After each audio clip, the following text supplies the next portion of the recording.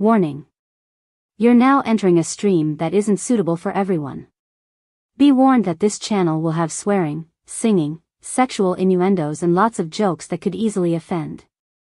It is advised that you must be a little bit weird yourself to enjoy this channel, as those that thrive and enjoy the stream are weird in their own little ways. The chat is called El Chatty and is a wonderful community. It really is. However, again, it might not be for everyone. We want to hear everyone's opinion, no matter what it is. We encourage debate as long as it's done respectfully.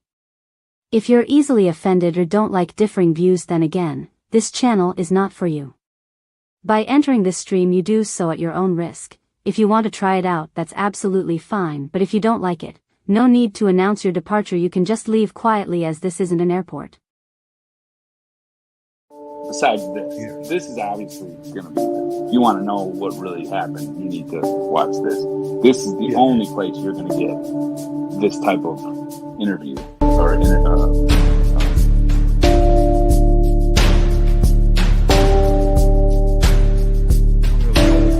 don't really know what this is, but I didn't do it.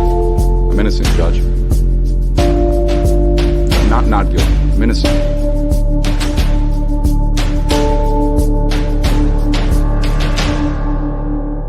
We, the jury, being duly impaneled and sworn, find the defendant Matthew L. Moore not guilty of murder, as he stands charged in count 1 of the indictment.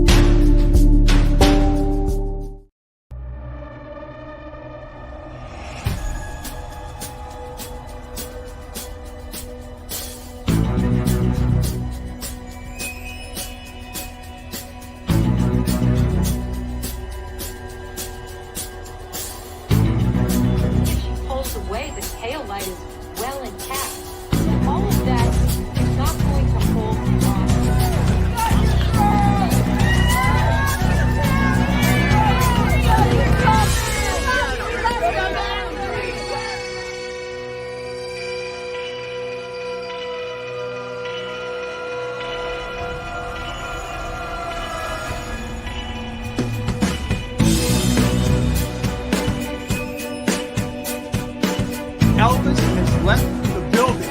It's done.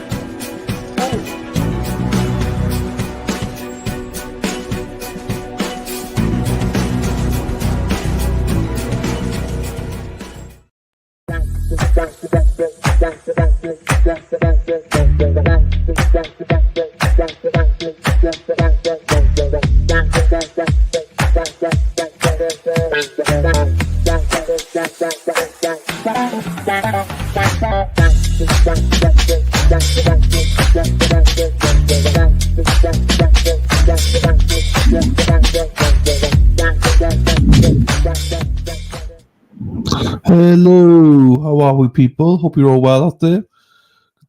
I hope everyone is good, doing well. It's a Friday, and boy, do we need it. Friday, we need the weekend. I need the weekend. I am cream cracker today. I am so tired. It's unbelievable. But last day of the week, so let's do a good one. So Robin G, she's not here, but good morning, Robin G. I'll say another good morning to you in a little bit when you do come in. Dennis Sweeney, hello, my friend. Dr. Turtleboy in court today. Uncle is in court. Fuck. Check in later in the morning. No worries, my friend, the King of Canton. There you go. Dennis and Brenda, hope you're well. Sasmas, hello, my darling. God bless you all today. There you go. Thank you, Sasmas. And to you as well, my darling. Sassy Bartender, hello, my lovely. I've not seen you for a little bit. Still got your stuff up there. The you know what it is. I can't remember what it's called now. How are you, my darling? Hope you're well, Sassy. Kelly, how are you, my darling? Hope it was a great weekend. Oh, thank you, Kelly. At least you made it to the right stream today, though. You made it to the right stream, thankfully. Hope you're well, my darling, and happy weekend to you. Great weekend to you as well. Lil G, oh, Lil G, Lil G. Lil G, Lil G, Lil G. There you go, G. Hello, my darling. How are you? Hi, Christine Fortunato. Hello, my darling. How are you? Hope you're well, my darling. Hello, Danielle. How are you? Pedro letters. I've not read it yet. I'll need to read number 3, but I've not read it yet. Good morning to you, Tercia. Hello to you, my darling. Also, if anyone's wondering, don't waste your time. I do not know who Phelps is, and I have no desire to know who he is. I do not know. To be quite honest with you, I do not listen to. I listen to Sean. I resist the silence. That's all I listen to. So I do not watch any of the content creator. I haven't got the time. I like to catch up the clearer sometimes, but I don't have the time. So I only go by what I read myself. So yeah, I don't even know who he is, that person or she, whoever it is. But good morning to you, Disney Queen. How are you, my darling? Happy birthday to Eric. Hope you had a great day, and hope that nurse costume got a good outing, Carol. Hope hope he was well examined last night, my darling. The go Les LC. How are you, my darling? Leslie. Hope you have a wonderful day as well, my darling. Oh, you're right. Don't sign the day go. No. Deb is on fire. Always on fire. Good morning, Rhode Island. Good morning. Go back to bed then. Well, there's no point. It's counterproductive for me to go back to bed. Then I can't sleep. All night, So it is what it is. It is what it is. Nothing you can do. Sleep apnea is people. It is. I hope nobody gets it. It's a pain in the ass. Thank you. Well, I do sound. Yeah, I feel tired. Let me just tell you. Good morning to you. How are you, my darling? How are you? Hope you're well, Karen. Nice to see you, my darling.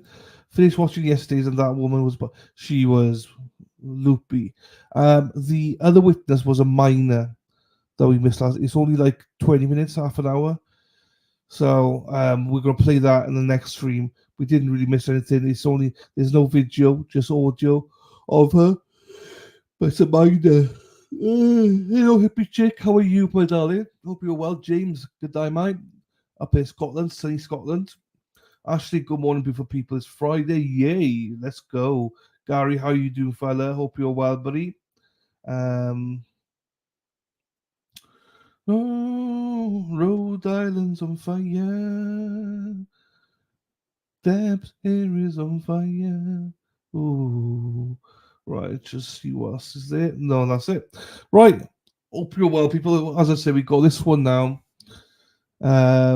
This trial's warming up. It's getting interesting. It's getting interesting.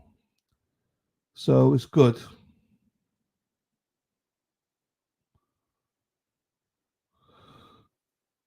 My best friend forever, Crystal, sent me a picture of Superman showing his coolie. Yesterday, she's true friend. Fucking hell. I don't even want to know. Do not even want to know. I'm good, thanks, mate. Just tied up. Just tired. Been up since 6. I can't sleep since I was ill. Hell of thing, sleep, isn't it? You don't realise it until after we can't sleep. Yes, we're doing Melody, tail end of Leyland. There you go. Then today's test me from there you go, and that'll be in the next stream. And as I say, it's about half an hour. Sorry. Yeah. It's about the tail end of yesterday is about half an hour. So it's not that much. We'll play 1.5. Yeah, we'll still be caught up. Thank you, Lil G. That lady said she hadn't seen Quinton, then said he always called her by a certain name, Mama, something. She's cray. She was cray. I wrote and posted as a reminder. Thank you, Lil G. Thank you. She's a nutcase. She is. Definitely, yeah, I know. Nope. I can't bear to watch Leilani. Which was Leilani? Oh, we watch it, Karen. Sweetest Baby Boy. That's why you should watch it. That's why you should watch it. Sweetest Baby Boy. Yeah. I have taken the decision to show every single baby trial. Child. so that we can celebrate their lives.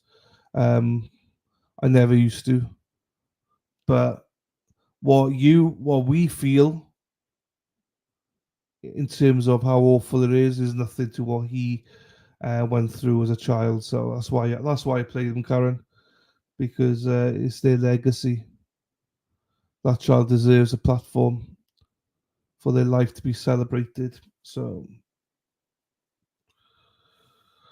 hey little G. I know, but I have trouble holding myself together as it is. I'm sorry. Don't be sorry. It's fine. Like, I cry over it. But I also just think that, as people say to me, don't be selfish. So I stop being selfish and I watch them and celebrate their life, So don't be sorry about it. I understand. I never used to watch them until I saw the reason to do it. What I feel, or my tears, how angry I feel, or whatever, is nothing compared to what that boy went through. Nothing. So that's what keeps me going on it. But yeah, you don't need to be sorry about it. It's absolutely fine. I mean, like I say, that's my decision to do that, but I don't expect anyone else to watch it at all. But yeah. But it's also helped me to think like that as well, because the pain that he was, because it's not worth thinking about. But yeah, Quinton, rest in peace, my baby. You are loved. We will remember you, Quinton. Rest in peace, Quinton Simon. Good morning, Gary. Don't be sorry, Karen Wise. No one should be sorry. No one should be sorry at all. I get it. Cars we stand. Yeah, don't be sorry. It's fine. It's absolutely fine. It takes time as well. A lot of people. Do you know what? I was surprised about. Don't be. No, you shouldn't be better. It's fine. I was surprised because when what was it? We were watching a trial. And everyone turns around and said, "No, we can't. It's a child." I said, "I'm watching it anyway, so that's fine." And everyone stuck around and watched it. Well, not everybody, but a lot of people stuck around and watched it. And since then, not everybody, but 90% of people stuck around and watched it. Everyone said the same though, Karen. They can't watch it. Then all of a sudden, majority of them stuck around. It's yeah. I get it though. I get it. It's all good. But yeah, even little G, who was like, I'm never watching a child's one, never. She's one of the first front row seats now. So, but we get it. So I forget that doesn't read all of our chats during trials, so he has no idea what I'm talking about. No, I have no idea.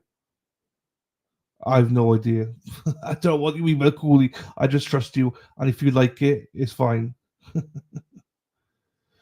He's missing out on the Cooley. I am. Right, little G. We make it in the world of the week for next week as well. We'll make it the word. There you go. Hello, Karen. How are you, my darling? And I know. Ad's a pain in the ass. Little G, that's perfect. I'm crying now just thinking about it. That's it. Cry away. It's all good. Don't worry about it. We all cry. It's all good, Karen. Honestly, it's all good. We all cry.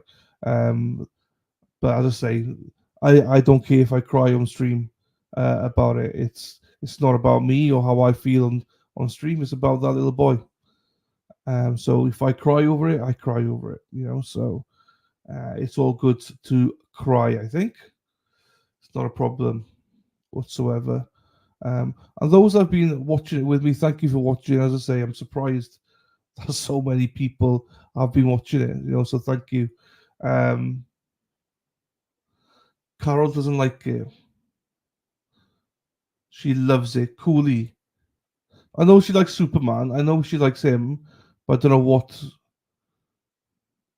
what there is. I don't know. I have no idea what's going on. Cooley's your bottom bum backs.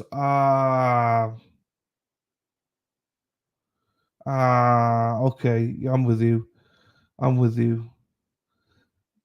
So that's why you like it. Right, okay. Okay, Saspas is a bit lost. She's like, what? When we take a moment of peace for them, it means a lot to you. We did it. We've done it. I have a tendency to do it once, and we've done it for him. on that one. I try not to do every day because some people feel uncomfortable with that as well. But I do think we should at least do it once, which we have done.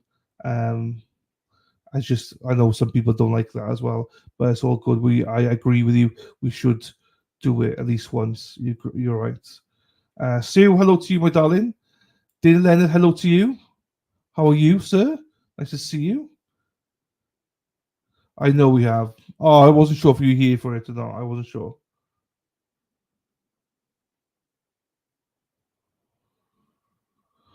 Good one for you, Dana. Superman is hot, hot, hot, hot. I know that gets you through that trial, doesn't it?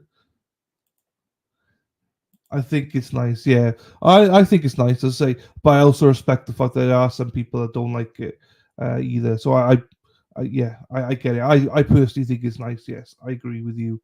I agree with you, Elsie. Are you talking about showing your shower yoga again? What? No, not me. They're talking about the Lanny Simon trial. The prosecutor in that trial. They have a bit of a crush on him.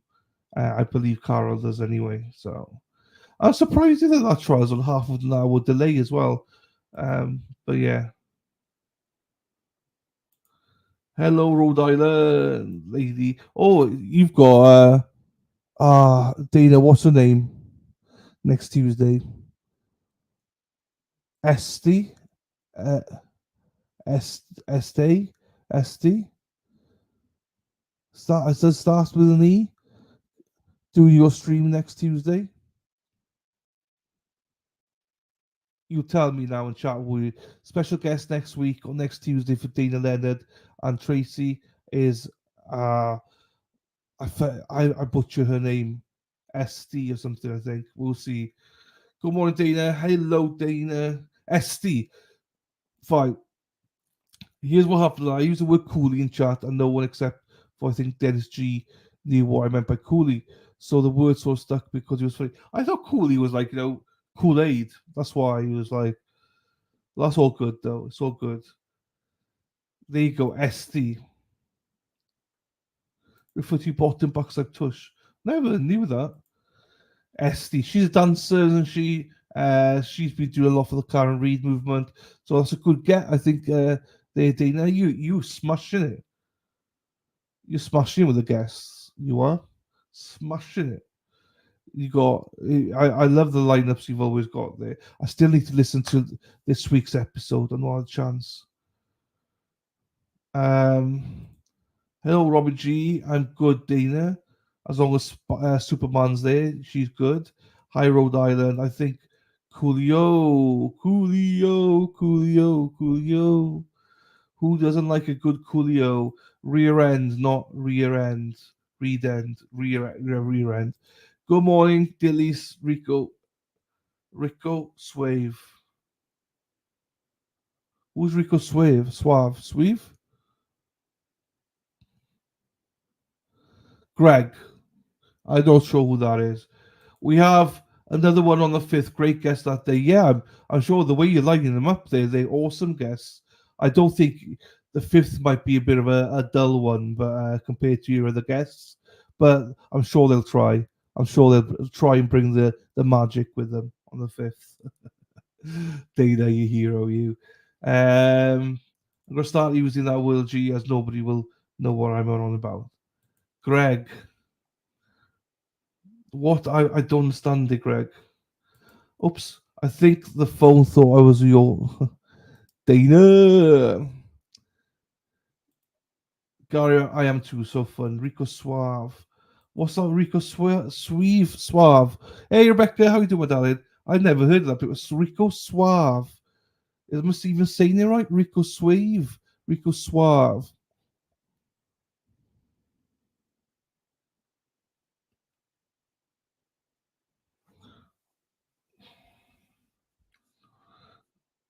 Don't be.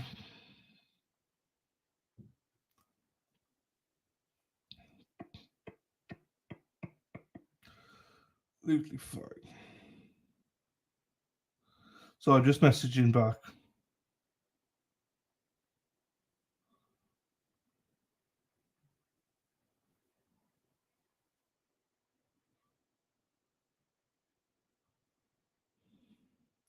Plenty of other days.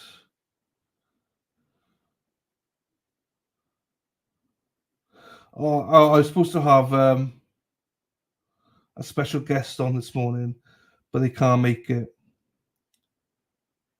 They can't make it this morning. So, Suave. What is Rico Suave? What is it? It was a popular song. Well, I've never heard of it. Suave, Rico Suave. I've never heard of the guy. Italians will know. Rico Suave does hate it. I typos. Yeah.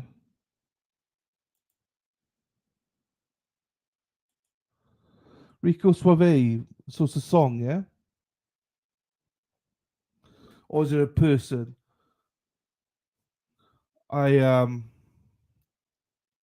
It's from the 90s.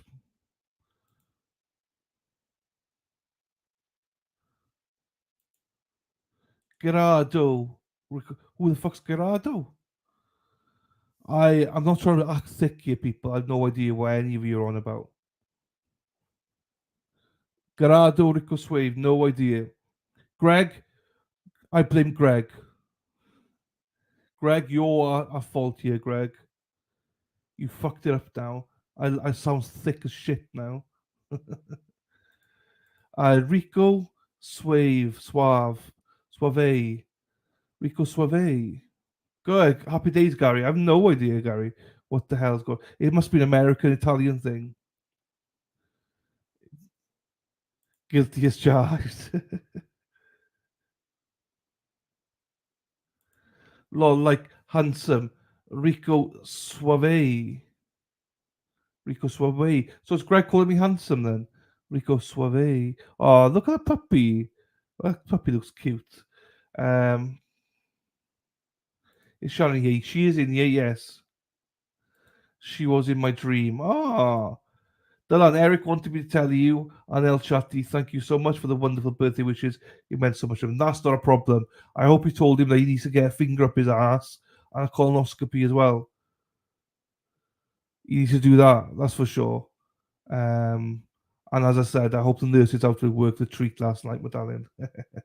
But yeah, happy birthday to him and the Drapers. I love the Drapers. Song about a sexy stud like you. Thank you, Greg. Look at Greg trying to get in my pants.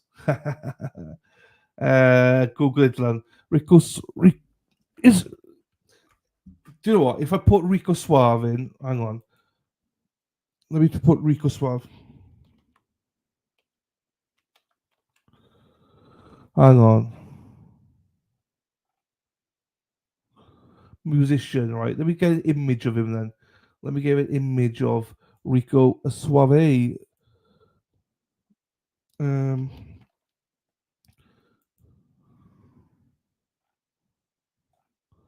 Hang on then. I'll just get a picture of him and I'll show everybody.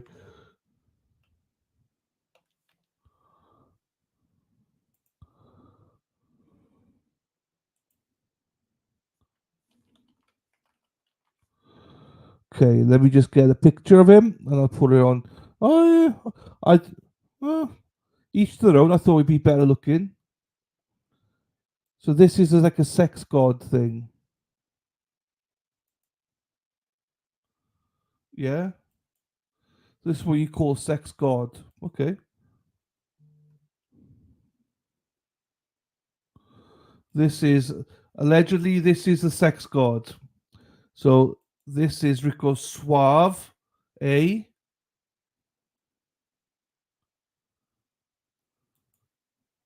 Let me just put it up for you people so you can see it. Rico Suave in the flesh. I mean, I can see what you mean by good looking. I can see it.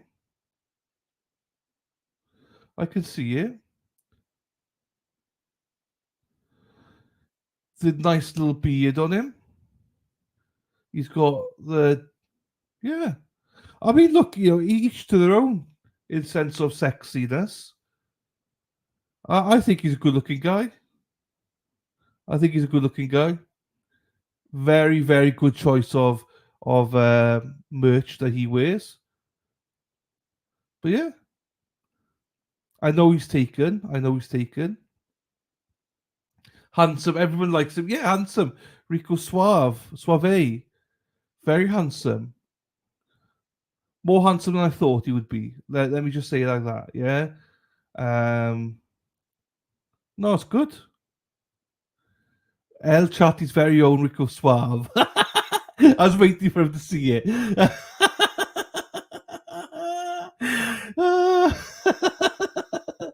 Dana. I love it. You ass. I'm sorry, that was funny. He's handsome. Look at all this. Hey, you wait till Tracy sees this. Dana, you're fucked. I did actually Google it. I could see Wikipedia musician and stuff like that, but I didn't see the pictures. I was going to Google pictures, but then I thought, I'll just put Dana up. So okay, that's who. Greg, good tasting man. Greg, good tasting man there. Greg, the guy's a legend. Love it. Right.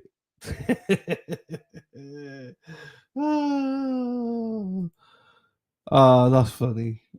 You see, I laugh at my own jokes. How sad's that? I think I'm hilarious sometimes.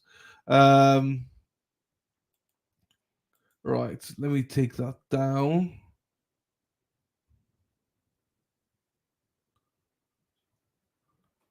Okay. Get out of doors, an old man. Oh, hang on, shit. Let me put this up. Oh, darling, please don't you know you love me? Let's put that to the side and let's see what happens. So we're about a minute and a half there. He really let himself go. That was funny. I was not expecting that. And I don't think anyone was. I was just hoping Dana would be here. I was hoping Dana could look at the screen. No worries, Robin. See you in a bit, my darling. Right, we've got a minute before this trial starts. And I'm going to drop off a little bit then. Yes, could I?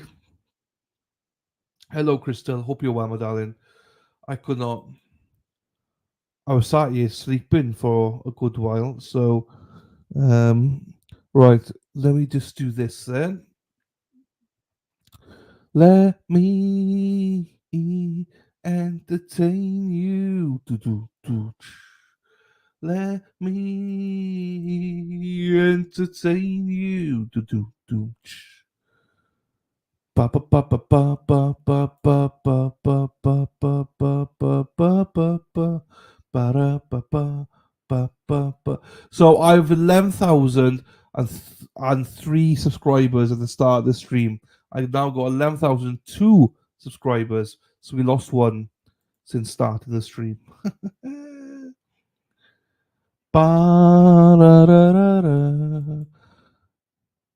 Dana is suave. He is suave. Rico suave. Dana is Rico. Rico who's suave. Rico suave. What time is Turtle Boy is hearing today then? Does anybody know? I do not know. I didn't know he had a hearing today, so ba ba ra ra ra ra. Yes, there's a hearing for him today, yes. Dennis Sweeney dropped in and said that he's going there now and he'll be back later. So that's why I was wondering what time it was. The moment we walked in the door. Oh, 9. Jill Daniels went. Ah, shit, yeah, you're right. Oh, so it's now. You're right, yes. That's it, because it was cancelled. Yeah, you're right. Jill Daniels. Thank you very much. Thank you very much, Rico, for that. Rico Suave. Thank you. I won't remember that name. That's the only problem. Yeah, I had no idea. No idea, Carol. Let me pin that though. Put the coffee at the top. Pin it, pin it, pin it, pin it, pin it. Ba.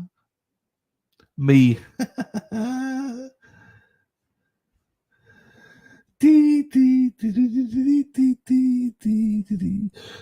I I won't lie to you. I think this trial is very good. This one especially. The other was very good as well. That fucking psycho last night in the Leilani Simon one. Whoa! I've never seen a witness like that before. She was psychotic. Why is this like this? Deb, I'm boosting it. I boosted it already, my darling. Press boost. Oh, she was cray. That's I couldn't believe it. The witness. She was what? I've never seen a witness that wild before. That was fucking hilarious. I couldn't fucking stop laughing. It was so bad. It was funny.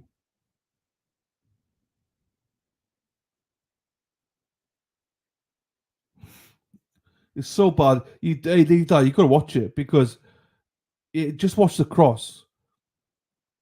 Do you know what I mean? Just watch the cross. It's like, what the effing? You're just gonna be like, whoa, what? Watch the cross, my darling. Yes, you would have thought it was a movie. Oh, here we go. Deb boosted it already. Here we go. Let's put this on. Missy. I'm not sure what her name was. Elsie. I don't know what her name was. I don't know what her name was.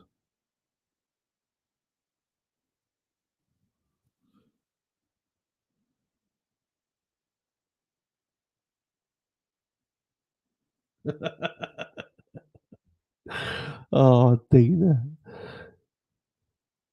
Hang on, people. Oh, hang on, people. Look what I got here.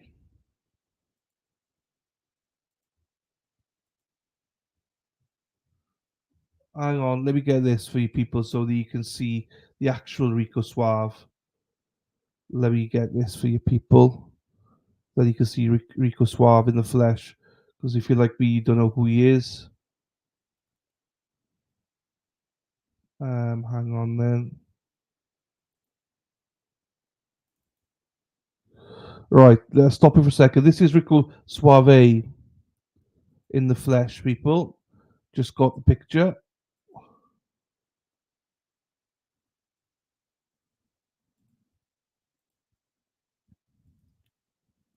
Here he is. Oh yeah, that's much better looking. Much better looking. I can see now what you mean. I can see what you mean now. There you go, Rico Suave. Uncle Rico Suave. That's classic. That is, yeah, I can see the resemblance now. I can see now. I can see it now.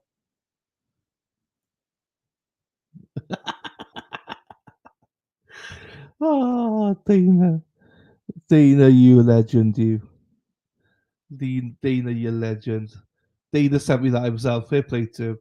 I like it when people make fun of themselves like that. Hello, Ryan. I'm very well. How are you, Ryan? Hope you're well as well. Just waiting for Hot Mama Josie to arrive, and then we can start the stream then. We're not starting the stream till Hot Mama comes. It's me, Josie81. Once she arrives, we'll start the stream, people. All right, so we can't start without her. You know what she's like. She'll have a, you know, woof! She scratches me. She's insistent I do not start until she's arrived. Yes, she is.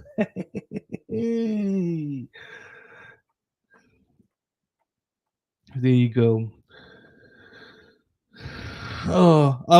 Joe, I got so much emails, Lady Di. I will look at it at some point. I'm just like, She's here. Hi, Josie. I just love seeing her pop up.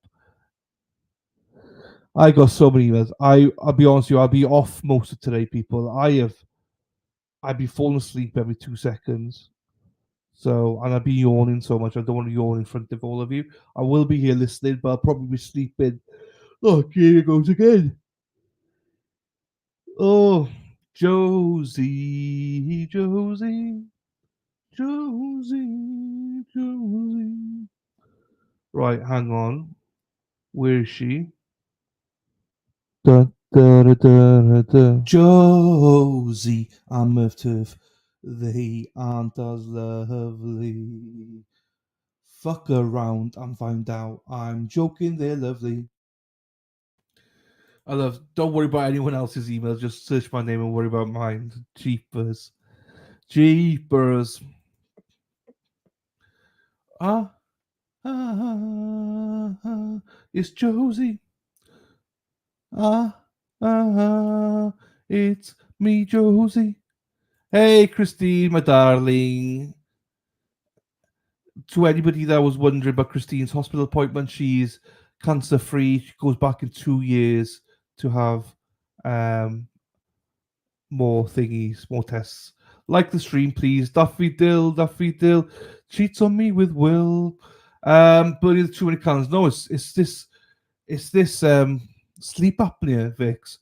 It's absolutely trouncing me.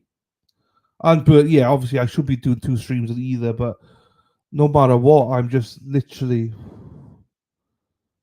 it's battering me. Battering me. She's very entitled. But luckily I like her, so it's fine. Good morning, hippie chick. Yeah, that's great news for Christine. Yeah, she came in the other day and said she doesn't have to go back. She's got to go back in 2 years' time to have another checkup. So, which is good. Beep beep beep beep beep beep. This judge. I like this judge.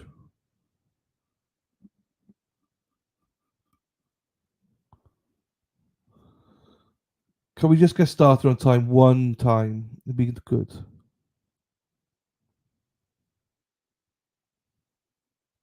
Or don't move the court. That'd be good as well.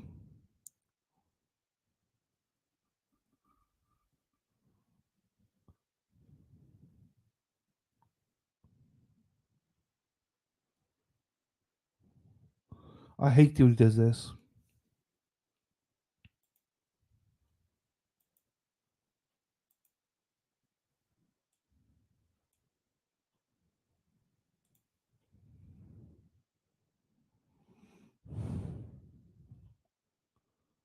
Anyone can anyone lip read?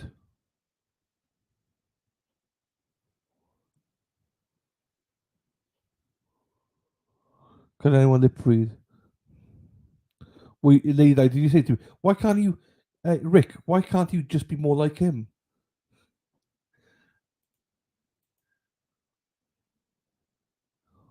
Ooh, ooh, no woman, no cry.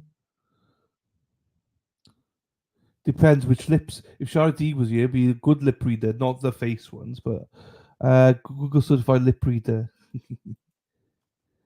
Gay. Da, da, da, da, da, da, da. Da, da, da, da. Getting me. Boom, boom, boom, boom, boom, boom, boom, boom, boom, boom, boom, boom, boom, boom, boom, boom.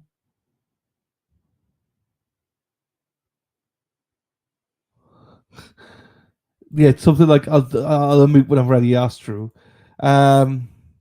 It's hard to read their lips when we can't. Well, we just tell them, put your legs up in the air. Everybody, put your legs up in the air so we can read your lips. Yeah. Thank you very much. Defense is ready to go. They're rearing. Oh yeah, this is the cross now, isn't it? We're starting off with a cross.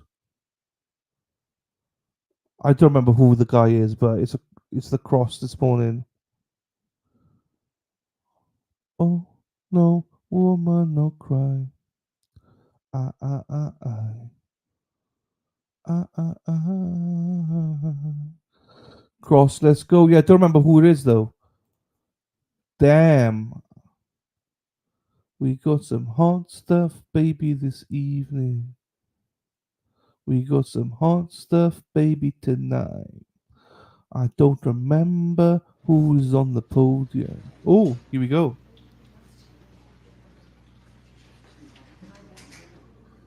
Press the like, press the like, press the like, please. Press the like and subscribe. It would mean the world to me. If you'd like to subscribe, like and subscribe, motherfuckers.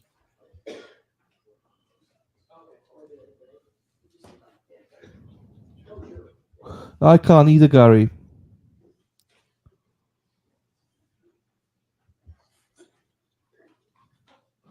Already boosted, Deb. Already boosted for you, my darling. Already done.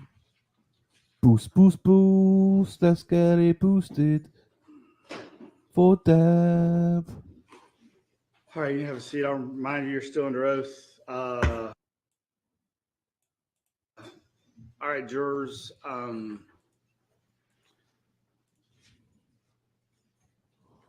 While y'all were gone yesterday, we had some discussions, and we have some work that needs to be done outside your presence, and that's probably going to take, I'm going to guess, an hour and a half.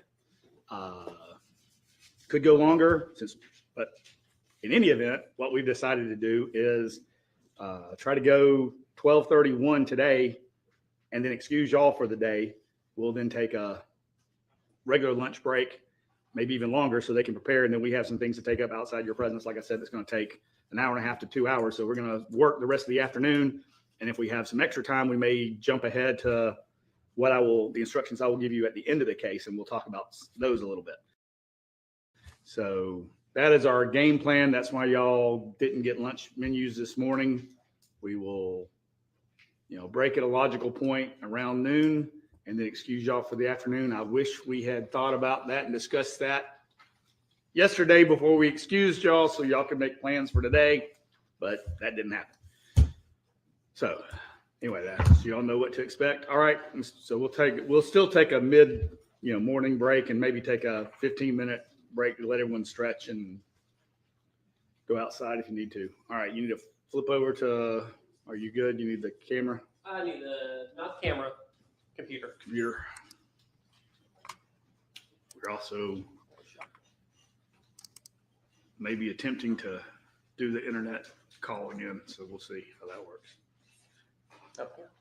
I believe that's after this witness. Am I good to go, Judge? Go ahead. Good morning. Is it detective still or sergeant? Sergeant Kuykendall. Sergeant Kuykendall. What division are you with now? I'm in criminal investigations. Okay. My name is John Luke Weaver, and I, along with Michael Ray, represent Melody Farris. So I want to go back and talk about what were your job responsibilities in 2018? I was assigned to the day's persons unit, and I worked under Sergeant Hands. In the what persons unit? Persons crimes unit. Okay. And I worked with Detective Hayes, and Sergeant Hands was our sergeant at the time. And who? Sergeant Hands. Okay. So y'all were the persons crimes unit. Yes, sir. What is that? I mean, every case would involve a person. So could you be a little more specific what that would mean? Correct. So criminal investigations at that juncture was divided into several units. So we had a crimes against children unit that investigated crimes against children. We had a night shift family violence unit. We had a property crimes unit that looked into thefts and burglaries. We also had a financial crimes unit that dealt with fraud. So on days persons, we worked non-family violence crimes against persons, which would include everything from shootings, stabbings, robberies, rapes, but it would be under the non-family violence part of that. So neighbors fighting would fall under us, things of that nature. But if something happened during the day that was family violence, that was like a shooting or a stabbing, we would still respond to it and investigate it. And generally we would keep those cases. So technically this case would not have fallen under what you guys normally would do. That's incorrect. That's incorrect. Yes. Okay. But you just said that you guys were not domestic violence, a domestic violence unit. Correct, but that's in terms of what cases we were assigned on a daily basis. But like I tried to clarify, if something happened, such as a shooting or a stabbing or a rape or a robbery during the day, we did not separate it out into family violence or not, because the family violence unit worked at night, so they weren't even in the office. So we would go out and investigate anything of a person's crime's nature that happened during the day. And we do generally retain those cases and continue on with those investigations. So you would generally retain those cases, but you could hand that off to the domestic violence unit. In certain instances that would happen, but something like a shooting, especially a shooting where we were primarily involved with from the beginning of it, we retain those cases and that investigation. And in something like this, my unit would typically, for something like a murder, because it is something that generally fell under days persons, even if it was family violence, oftentimes we would get called in after hours and we would investigate those cases as the primary case agents. So even if there was a murder, for example, that happened at like 9 o'clock at night and Detective Hayes and I were at home, our phones would ring and we'd come out and generally take lead on some of those cases. Depends on who's available, who they have working, and what is known at the time. But I came in many times after hours and on weekends for kidnappings or armed robberies or murders to assist with everything from becoming the case agent and taking over the case entirely to just assisting, doing interviews and writing search warrants or assisting the crime scene unit and things like that. So we would work effectively cases that would fall into what other agencies would define as like your major crimes or robbery, homicide, things like that. So my unit would take primary on a lot of those cases as well, but not in every case. So you just said a lot right there, but this is the way I interpret it. Tell me if I'm wrong. You basically work on a first come, first served basis. You're on duty, case comes up, you stay with the case. Is that correct?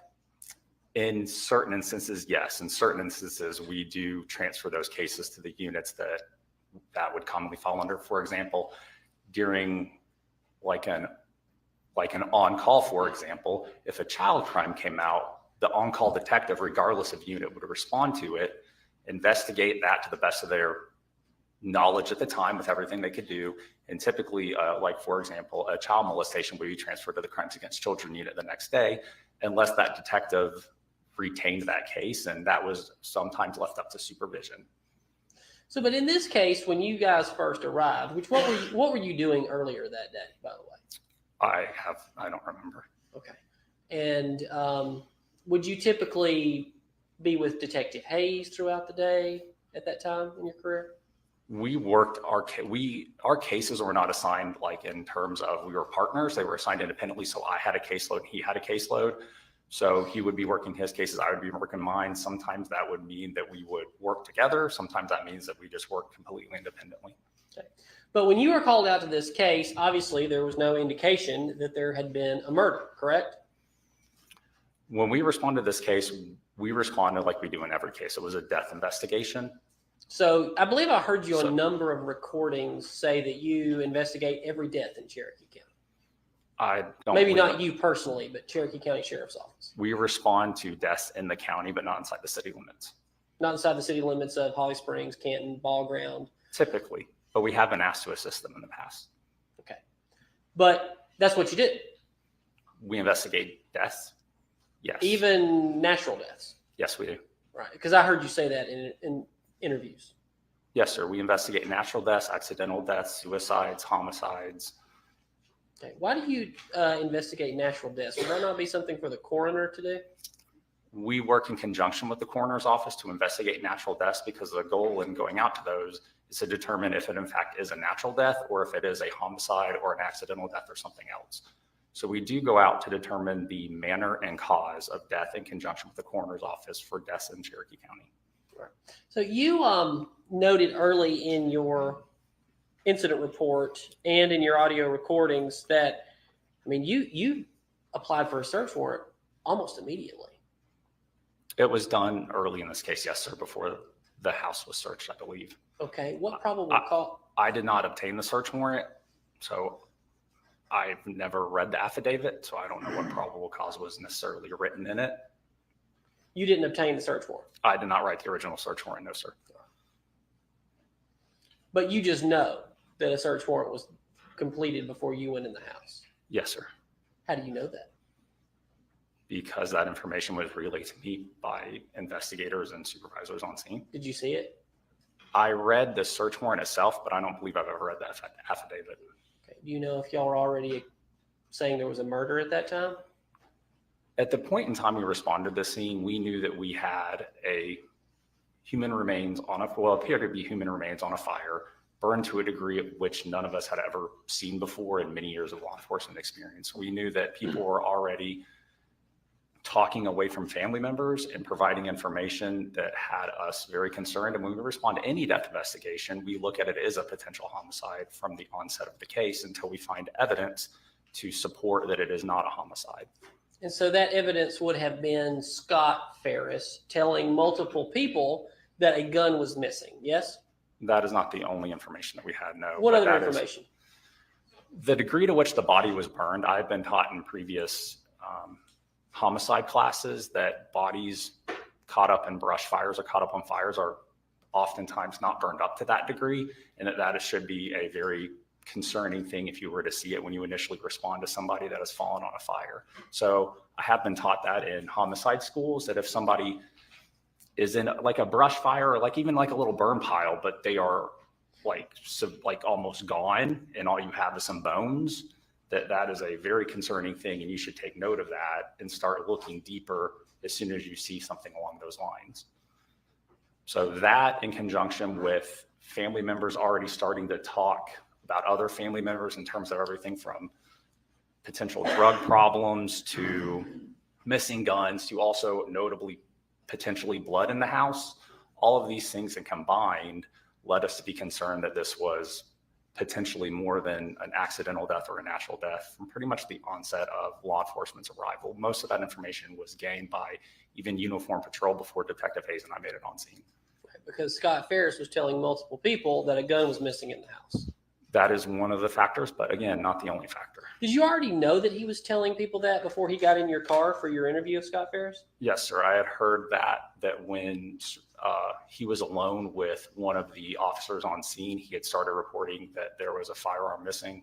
He had also said that there was he believed it was blood in the house, which again, those facts combined with how severe the body was burned and how there was almost nothing left of a very large man led us to immediately have concerns that this death was potentially something that wasn't an accidental death or a natural death. So we investigate every case like a homicide from the onset until we have evidence to prove otherwise, and we didn't have any evidence to prove otherwise. Okay, tell me about your interview with Scott Farris. It was done in my car, away from everyone else, so nobody else could hear it. It was audio recorded. Okay, what did he tell you? We talked for an hour and a half about everything from the family dynamics. What time of day was that, by the way? Was the sun still up? It was around 2 p.m.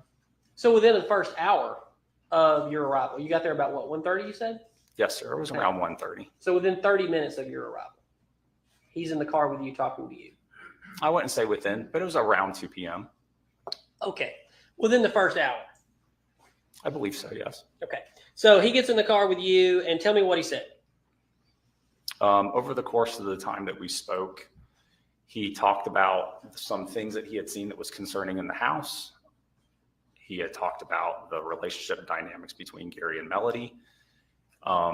We talked about just the family history. We talked about Gary's health problems, because again, we're trying to determine if the nature of this case is something that could be an accidental death or a natural death. And we also learned that Gary was reckless with fires, and he tended to make very large fires. And we spoke about Gary's health problems and health concerns and high blood pressure and his spells that he was having. So we talked about an awful lot of stuff.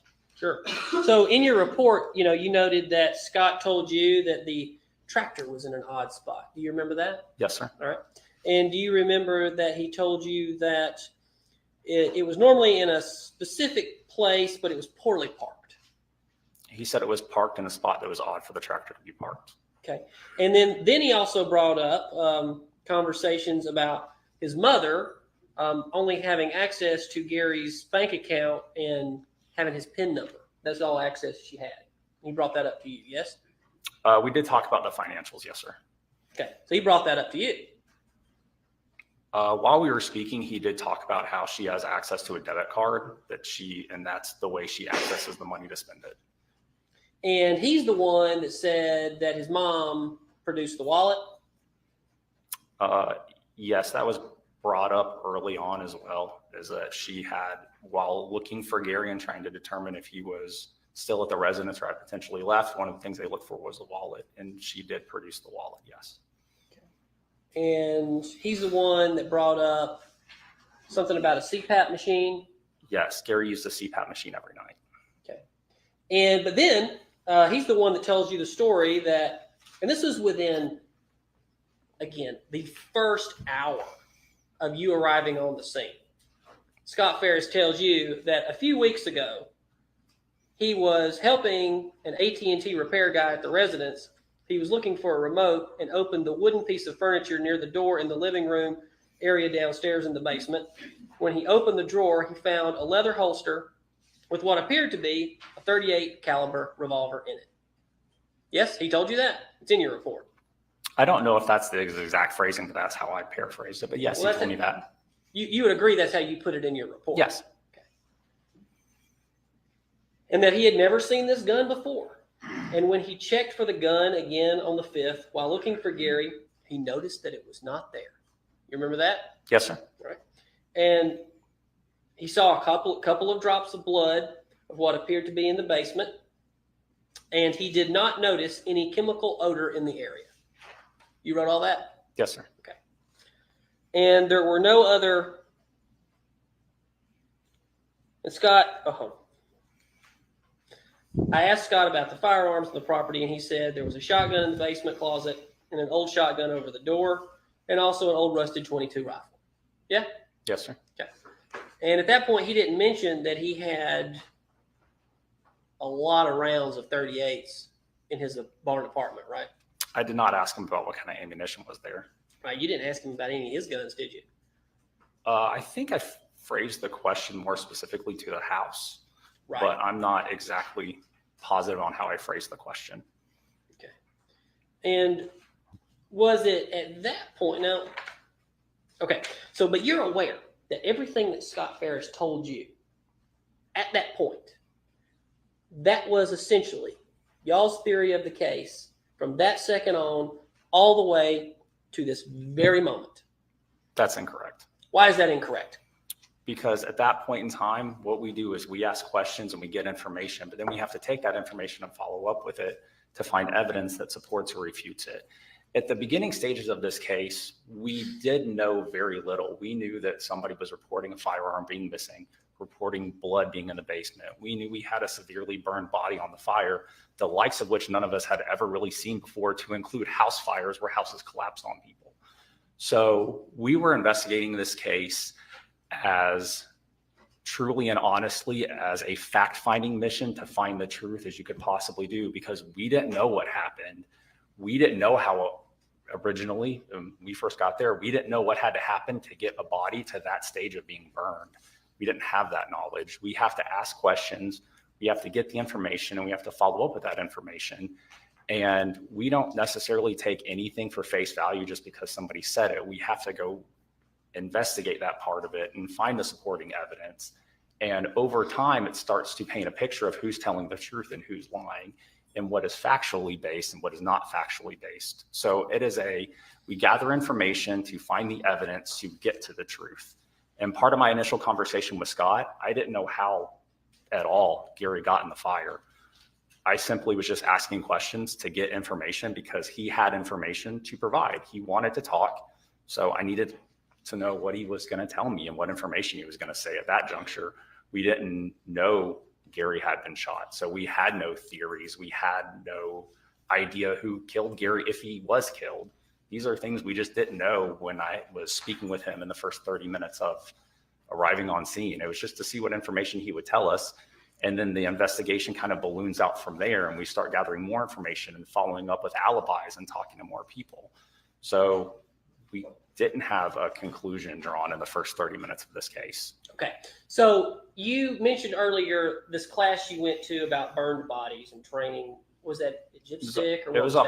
it was a homicide school or a managing death investigations. I'm not sure which one it was, but it was in one of those because Okay. I've been to several schools relating to death investigations. I don't remember which one it was, but I do remember that they talked about bodies typically just in brush fires or that fall on little burn piles don't end up that severely burned.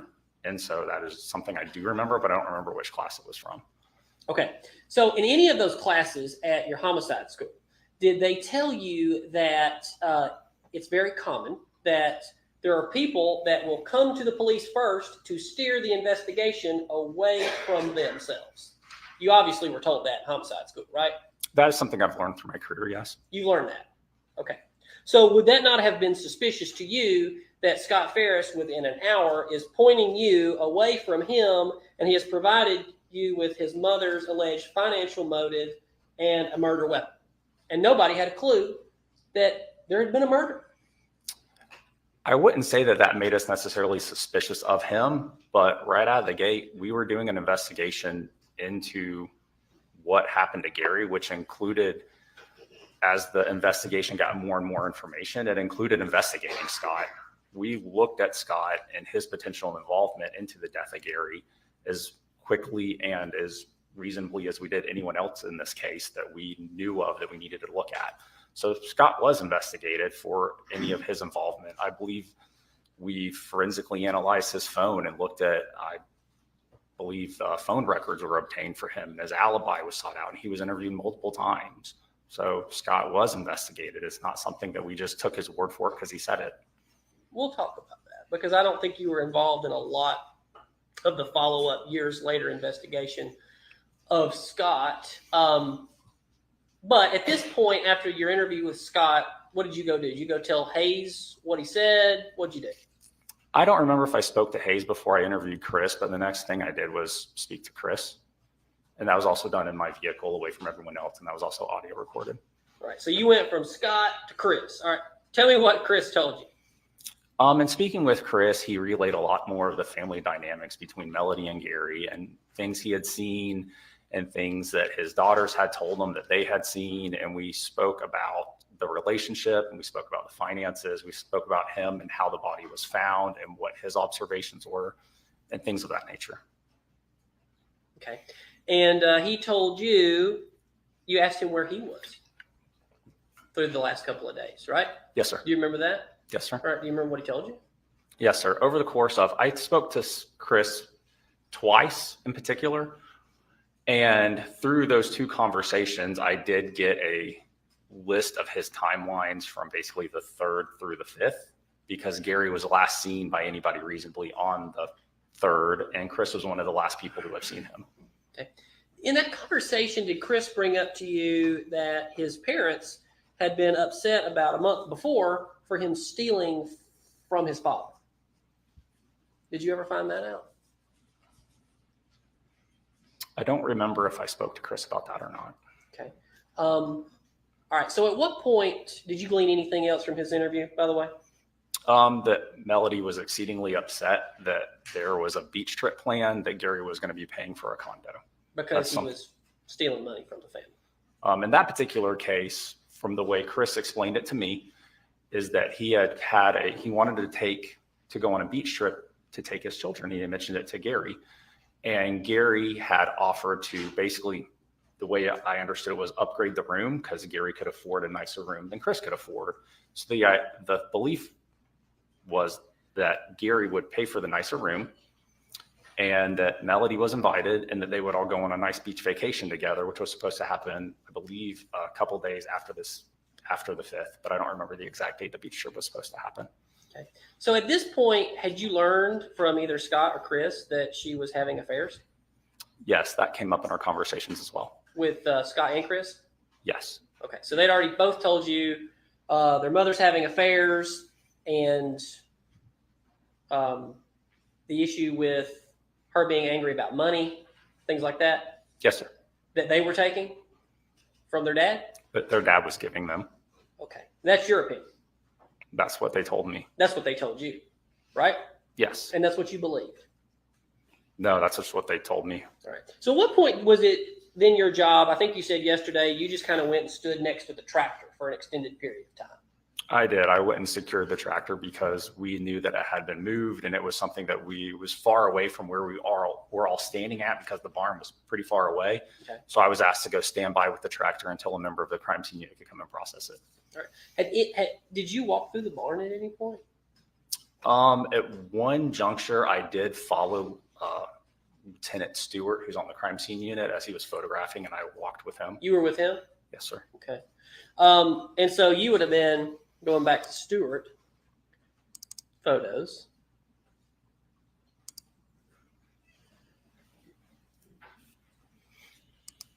So you were over here at this tractor. Yes, sir. And do you remember what time of the day? Were you with him when these pictures were? Is that you? That is me. Okay. So you were with him when pictures were being taken. Yes, sir. Did you? Were you the one that spotted the blood on the step, or was that Stewart? No, sir. That was not me. Okay. This blood? I'm not aware of that blood. He processed the tractor. I did not. Okay. But why were you staying with him the whole time? Just to hold things for him and hand him stuff when he needed it. So you were with him when he took these pictures? I did follow behind him. Yes. So you'd have been right there, right here with him. Yes? Or nearby. Okay. And you've seen this room in the barn? I'm not sure what specifically in the barn that I saw at that juncture. Does any of this ring a bell? It does look familiar. Okay.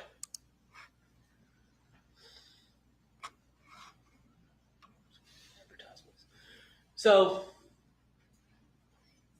how long were you with Stewart before you went back to interviewing witnesses? I believe when I was with Stewart, it was around 8 p.m. In a certain juncture, I ended up back at the house and in the basement, and that was a little after around 10 o'clock. And that's when I asked the crime scene unit if I could assist with them searching the basement. Okay. Well, let me stop before we get into the search of the basement. Did you, and I forgot to ask you this, and this was in your report too, when you were talking to Chris. Chris made it a point also, and we're still within the first 2 hours of your investigation. He tells you that his mother has a relationship with, I believe, Rusty Barton. Brings up the name Rusty Barton within the first 2 hours. Yes? Yes, sir. Okay. And that she has a tattoo, XOXO. Yes? Yes, sir. And has 2 cell phones. Yes? Yes, sir. It had come up that I don't think Chris had the specific knowledge of the 2 cell phones. That more came from Scott. But Chris did mention it because I believe he had heard it from Scott. The XOXO was the tattoo, was the contact in the phone. That's what he told you, Chris. And I believe he learned that information from his children. I don't believe he had seen that himself, if I recall correctly. Okay. So let's go back to, oh, and you were also around for the accelerant test, correct? Yes, sir. I did take photos as investigator Daniels, swab the hands of Melody Farris and Scott Farris.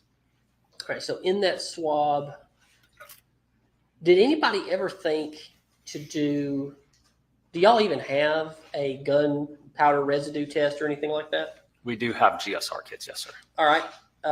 Did anybody ever think about doing something like that? GSR kits, gunshot residue is very short-lived evidence. If a shooting had happened a day or two earlier, we're generally not going to be doing gunshot residue kits on people days later. That's something we try to do very quickly after a gun's been discharged. Okay. Almost to the point of an exigency to get it because the evidence can be so short-lived. Sure. What about on a gunshot residue test? I think that's what GSR? GSR, yes. Can you do that on like walls and furniture and stuff? I have not personally done it on a wall or furniture, and I don't know what the GBI stance specifically of that is. The GBI? Yes, we send the GSR kits to the GBI's forensics labs for processing. We don't process those in-house. We will collect them, package them, and send them off for testing. But it's something that could have been done, yes? I'm not aware if that is a proper use of the GSR kits. I have not done that myself. So about what time did you go in the house? I don't remember exactly what time I would have re-entered the home. Right. But definitely after the warrant was signed, right? Yes. Okay. Well, that's what you testified to earlier. So you You found this bullet right here. I did. All right. What else did you find in the house? The only other items I recall specifically collecting were a comb, a toothbrush, and a razor. All right. So you found this bullet. Did you take these? Did you take these pictures? No, sir. Because you had a camera with you, right? At that juncture, I don't believe that I did.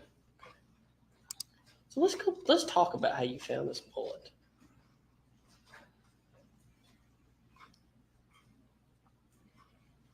Down in this basement area. This would be the basement area? Yes, sir. So how did you find it? Well, after asking Lieutenant Ballard and Melanie Thrasher if I could assist them in searching the basement, I was walking around the coffee table and I looked down and saw the projectile. All right. Was the ottoman pulled out from the chair like this, or was it up against the chair? It was not up against the chair when I looked down and saw the projectile. So this is important, and I just kind of want to talk about everything you saw at that time before anybody else saw this bullet. You didn't see any blood at all on the chair, right? I had not seen any blood on the chair, no, sir. And did you see anything that appeared to be broken or out of place? I don't know necessarily what would be in place or out of place, but I didn't see any blood and I don't recall seeing anything broken. Well, you saw a bullet and you believe that to be out of place, right? I did, yes. And you saw some blood on the floor. You believe that to be out of place, right? I didn't go specifically look at the blood because they were processing it and taking photographs at the time. So I stayed pretty far back. But yes, I did see the projectile on the ground. And when you see a bullet with blood on it, it does look out of place when you have a body that's severely burned on a fire. Okay. But right here in this picture, which is a zoomed in version of this, there was no other blood around this bullet, right?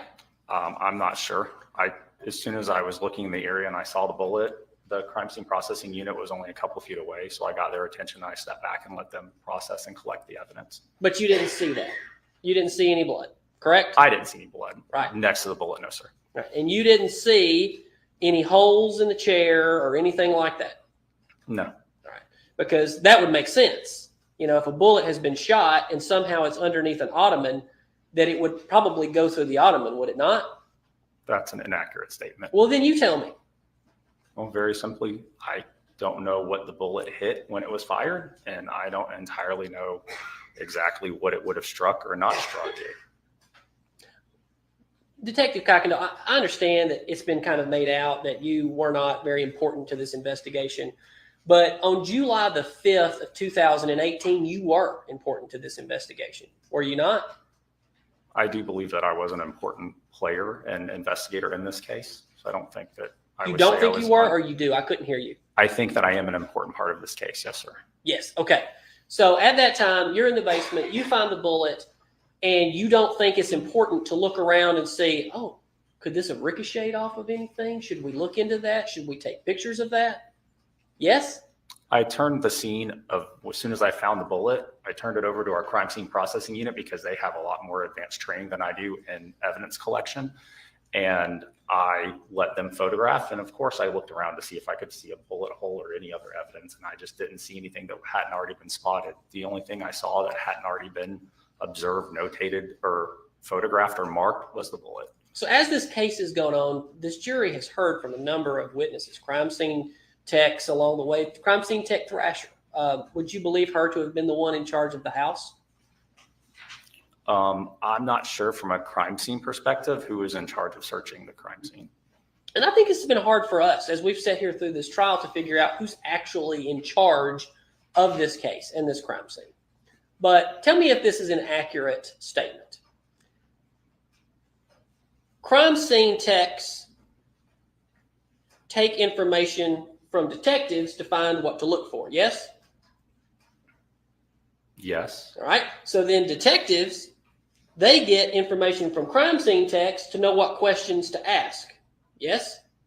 Yes. Okay. So, but it kind of seems as if there's no real organization in this crime scene. Did you feel that this crime scene was unorganized at the time? No, sir. Can you tell me why not?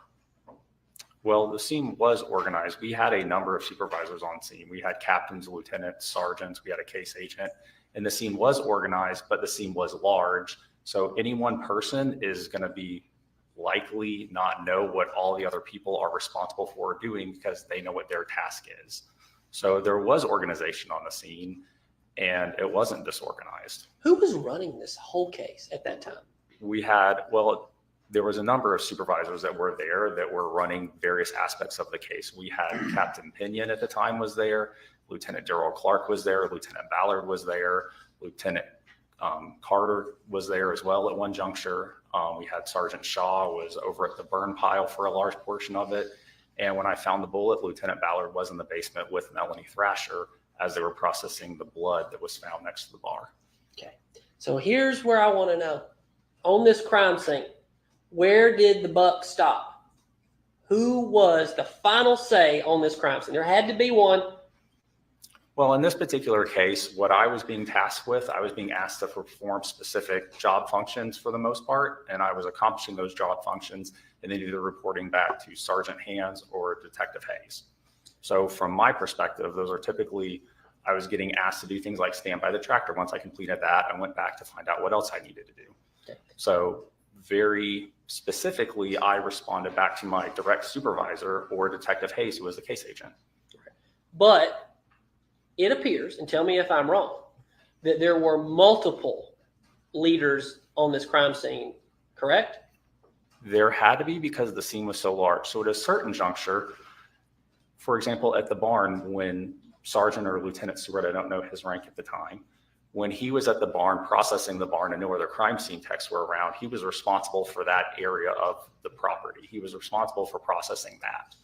And then you had the area of the burn pile, and then you had the area of the home. So yes, there was different levels of supervision, plus the structure of any police agency is a rank-based structure.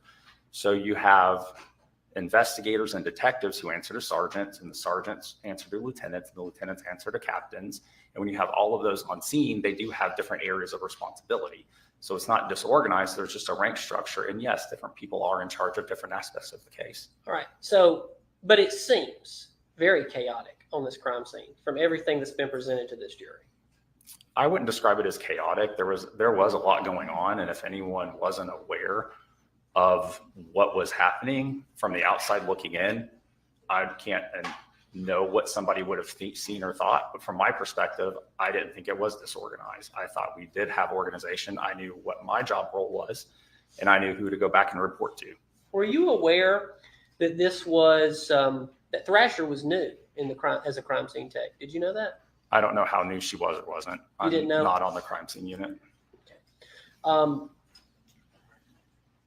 Was there ever a discussion, were you involved in any discussion to ever say, because you say you're well trained, and the GBI sometimes is invited to take over crime scenes because they have quite a lot of resources, yes?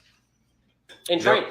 There are agencies that do request the GBI to take over crime scenes, and there's other times where agencies request the GBI to come out and help or assist for something that they have.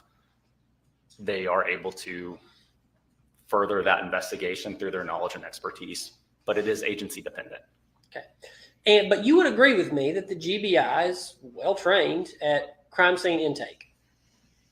The GBI is well trained, yes, sir. Okay. So were you around or available for any discussions that would have taken place regarding inviting the GBI to come take over this crime scene? I was not part of any discussion that discussed the GBI taking part of the crime scene. We have very experienced crime scene technicians that have a lot of training, knowledge, and experience, and we generally retain our own cases, and I'm not aware of any case, and I'm not aware of any case we've ever turned over to the GBI crime scene unit, unless I actually can't think of a single one where we've ever turned over a crime scene to the GBI in whole. Now they have come out and assisted, and they do work officer involved shootings from their perspective, but that's a different thing because they are the ones who handle those. Okay. So you found the bullet and then left essentially after that, not long after that. I do believe that I had conversations with Detective Hayes and Sergeant Hands, and then ultimately I did speak with Chris a little bit after finding the bullet. Now, while you were walking around, had anybody started to talk about we should luminol this house? That was not a conversation I probably would have been a part of. All right. And did anybody think about luminoling the barn? I don't know if that was a conversation. I wouldn't have been a part of that conversation. Well, the reason I have a problem with that, because at the time you had interviewed multiple very important parties in this case. And if you're not communicating, okay, so this guy over here says there's a bullet, that's you, and this guy says a gun's missing, shouldn't you be communicating with the crime scene techs about what they need to be looking for? Yes, and that communication was done. That was done. And then you kind of communicate it and you leave, but you don't double check and say, hey, did you guys do gunshot residue on the walls? You didn't ask that question? I did not tell the crime scene unit how to process the crime scene. Right. It's just like you boom, hand it off. I got to go. That's what you did. It's not exactly like that. We generally have a discussion. I pass the information up my chain of command and also make sure the case agent knows, and that information is communicated between the different entities, but it's not an accurate depiction of we pass the information off and then we run away and do something else. That's just simply not how it goes. But I also don't tell the crime scene techs how to process the crime scene because I'm not trained in advanced crime scene processing like they are. Okay. And Detective Kuykendall, you would agree with me, and I understand you work for Cherokee County Sheriff's Department, and you have since what year?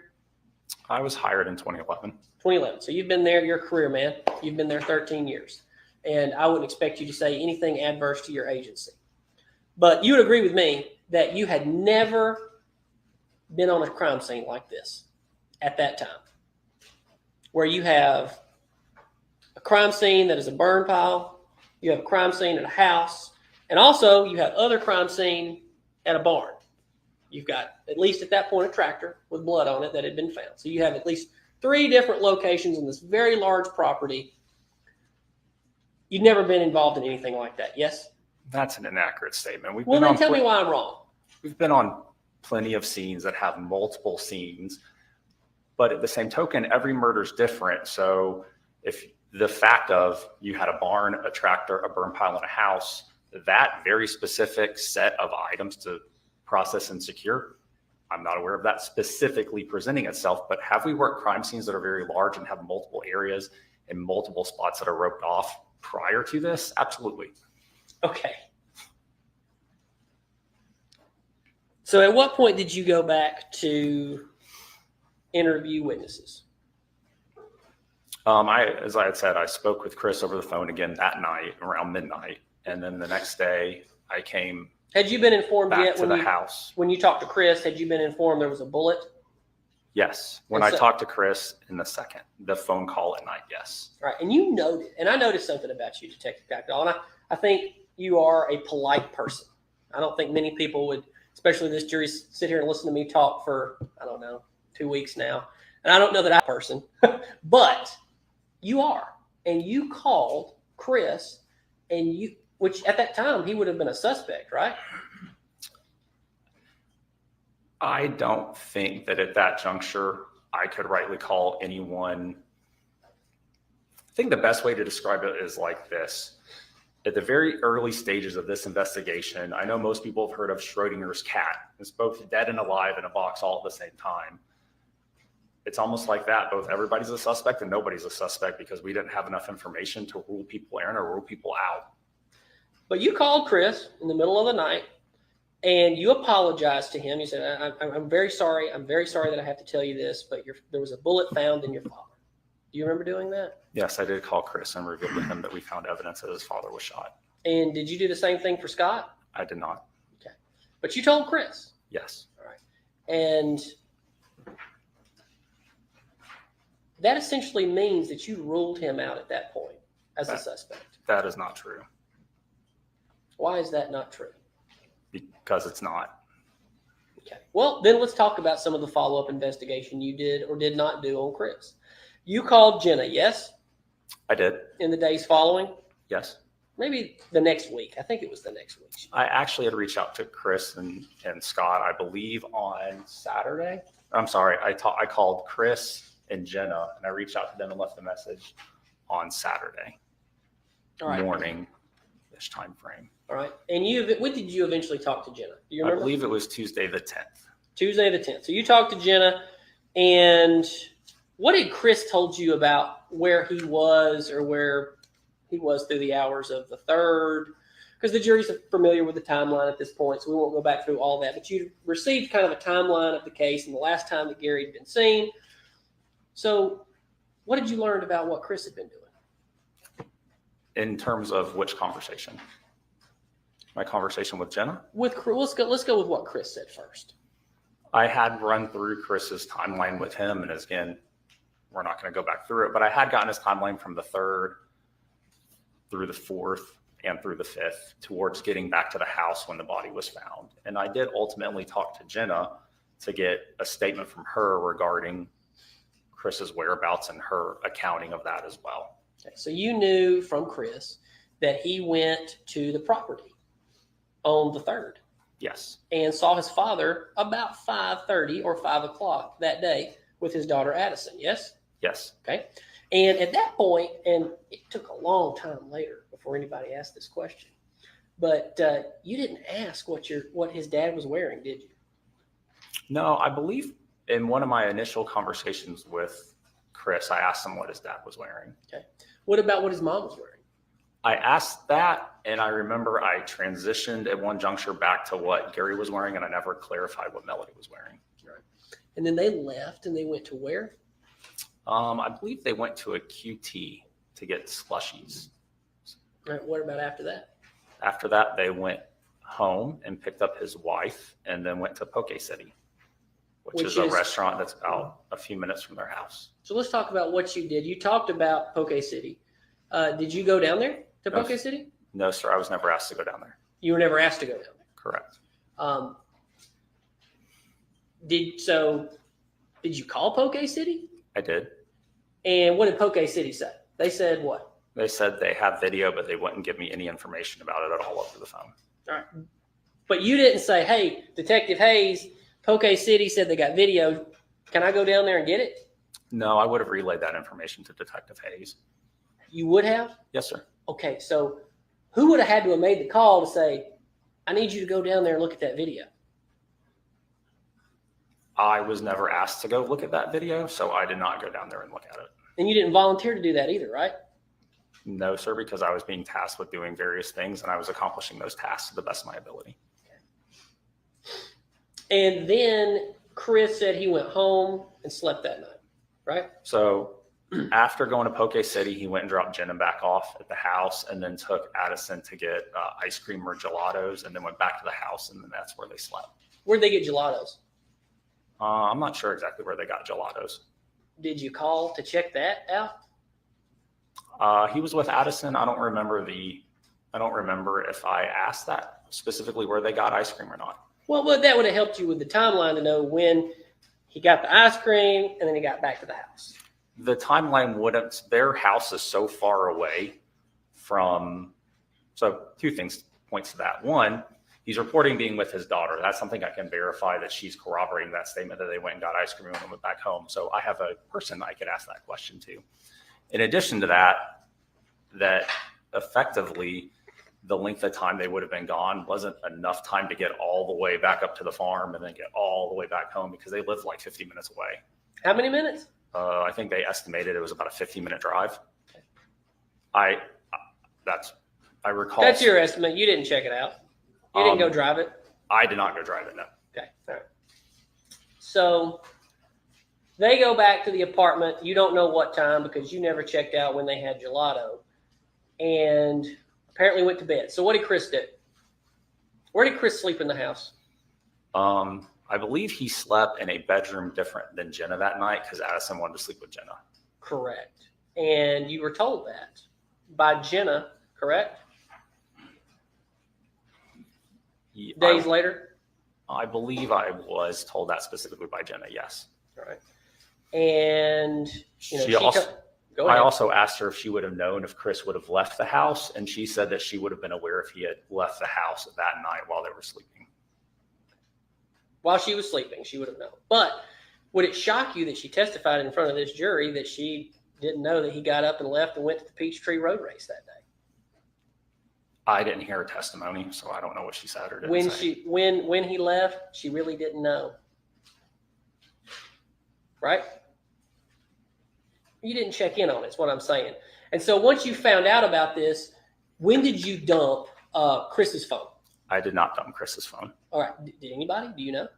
I'm not aware of all of the investigative actions that were done in this case.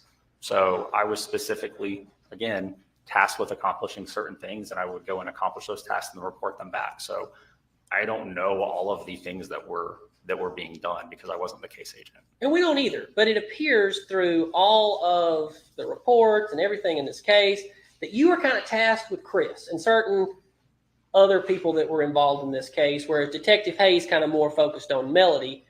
You focused on everybody else. That was kind of, am I wrong? Yes. I was tasked with talking to specific people at specific times or calling specific locations or going with people for specific things. And you were just picking up the phone. You didn't go see these people. A lot of them, it was just recordings of phone calls. Some of them were phone calls, absolutely. Sure. And you were And just, sometimes we did go, like, for example, I went with Sergeant Westberg down to Burn Foreman to talk to Angela Phillips and his business partner, Eric Durlacher. That's not something we did over the phone. all right, so you went down there and talked to Angela Phillips, but you didn't go down and talk to Jenna Ferris. Correct. Right. I did talk to Jenna Ferris over the phone. Did you also not find it weird in the phone call that Jenna Ferris basically ended the phone call with, "Can we be done now?" I had actually, I believe, had to, because Jenna Ferris was obviously somebody that we did want to talk to because we were trying to speak to her. So if I recall correctly, I had to actually call some family members and try to get them to get Jenna to call me so that I could speak with her. All right. So, in your opinion, you believe that even though Chris Farris was ultimately never checked out by any form of cell phone tracking, any kind of tracking, nothing, and his wife said she didn't sleep with him that night, and you didn't go check any surveillance photos or footage from his apartment, right? You didn't check that. Well, you started out kind of going towards one question, then transitioned into another one. I'll do a better job. I appreciate you being polite again, Sergeant Kuykendall. I'll do a better job with my question. Don't you think that you should have went and checked to see if there was some surveillance footage of the apartment complex that night when you found out that Chris Farris did not sleep with his wife? I was not necessarily independently going and doing a bunch of things. I was being asked to do certain things, getting that information and relaying it back. And then I would. You didn't volunteer to do those things, did you? No, sir. I was being tasked with doing them or asked to do them, so I did them. Right, but you're a detective. That's your job, right? It is. You are to investigate crimes. You are to go talk to witnesses and say, I think detectives are the smart ones, right? That's why you're a detective, right? Detectives are the smart ones. Right. Well, It almost implies that other people aren't smart, which is why I hesitated. what I'm saying is detectives are the ones who get off the street and they go out and they investigate crimes. They use their brain. They think out on the street and they investigate these cases. Yes? Yes. So if you find something, then you go investigate further. Yes? This is not controversial. Yes? When, in this particular instance, and in this particular case, when I was asked to call, for example, Jenna Ferris to get a statement from her and do what I can to get a statement from her, because at this juncture, we had already been trying to talk to her for several days and she wasn't returning our phone calls. So Time out. Would you not find that suspicious? Well, at this juncture in the case, Melody had retained an attorney who advised the family to stop talking to us. So yes, we were having challenges talking to the family because her attorney told them to stop talking to us. You'd admit that was good legal advice, right? I can't comment on legal advice because I'm not an attorney. Thank you, Detective Kuykendall. You're welcome. But you never looked for surveillance footage, obviously. I did not know, sir. You were not tasked with that. You were Correct. not tasked with doing a phone dump of Chris Farris, correct? I did not dump Chris Ferris's phone. No, You sir. did not dump Jenna Ferris's phone. No, sir, I did not. Nobody ever did, right? I don't know. Okay, you don't know. But you do know that you did dump Terry Brazel's phone, right? I did not dump it, but we did get his consent when we were talking with Terry, and we went back to the free home precinct that his phone was forensically analyzed. All right, so you did. That's just a neighbor, right? It was somebody who was also friends with Melody, and when I was speaking with her, when I was asking her if she had anybody pursuing her or things of that nature, and it was kind of a long drawn out kind of questioning about other guys involved in her life to find out what other males might be around. Terry Braswell was the name that was mentioned. In addition, he shows up on her phone records in the time frame that we were investigating of the 3rd, 4th, and 5th. So talking with him and forensically analyzing his phone and getting a statement from him and looking at his phone records would have been something that this case would have involved. Okay. But you spent more time with Terry Braswell than checking out the alibi of Chris Farris. I don't think that is a fair representation, because I was specifically asked to talk to Janet, and I did, and she ended the phone call at that juncture. And I was asked to find out if Poke City would have video or not have video, which I did do. And in terms of Terry, when we were speaking with him, we had a number of things we were trying to get out of Terry. So we did speak with him for a little while and ultimately determined that dumping his phone would be a good course of action at that juncture, and he consented to it. So we did he drove himself to the free home precinct, and we met him there, and his phone was forensically analyzed. So since you weren't tasked with things, and you got to help me with this structure, because again, it seems like there's just a lot of different people making calls, but nobody's really at the top making the ultimate calls and controlling this case. Who would have made the decision to dump Chris Farris's phone? That would have been the case agent. The case agent? Yes, sir. Can you say his name? Detective Hayes. Detective Hayes. All right. What about doing any cell phone tower searches of Chris Farris? I don't know what cell phone towers were or weren't searched. Okay. But you weren't tasked, obviously.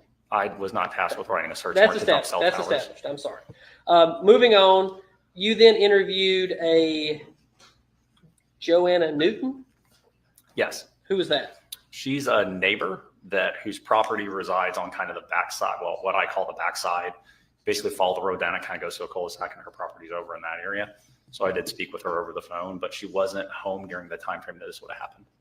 All right. What about? She wasn't home on the 3rd, 4th, or 5th at all, so she was out of town. And you called the golf course at some point. I did. Scott was at. I called the Hampton Golf Club because that was where Scott had said he went at 7:30 in the morning on the 4th, and I did follow up. I spoke with the Trevor Cross initially, and he walked me, and he was able to confirm that there was a 7:30 tee time that was scheduled by Ted. It was scheduled online. He was able to give me the pricing, how it was paid for. There was cash transactions and credit card transactions to pay for it. Part of it was paid online, part of it was in person. So they don't have video though, and I was able to speak to him, and he was able to confirm that the reservation was under the name Ted Pierce. And then a day or two later, Sean Kelly, who's the head golf pro, called and confirmed that he saw Philip the morning of the 4th as well. But they don't have any video there to obtain. Did you go by and check, see if they had video? They just told you they didn't? Correct. Okay. What about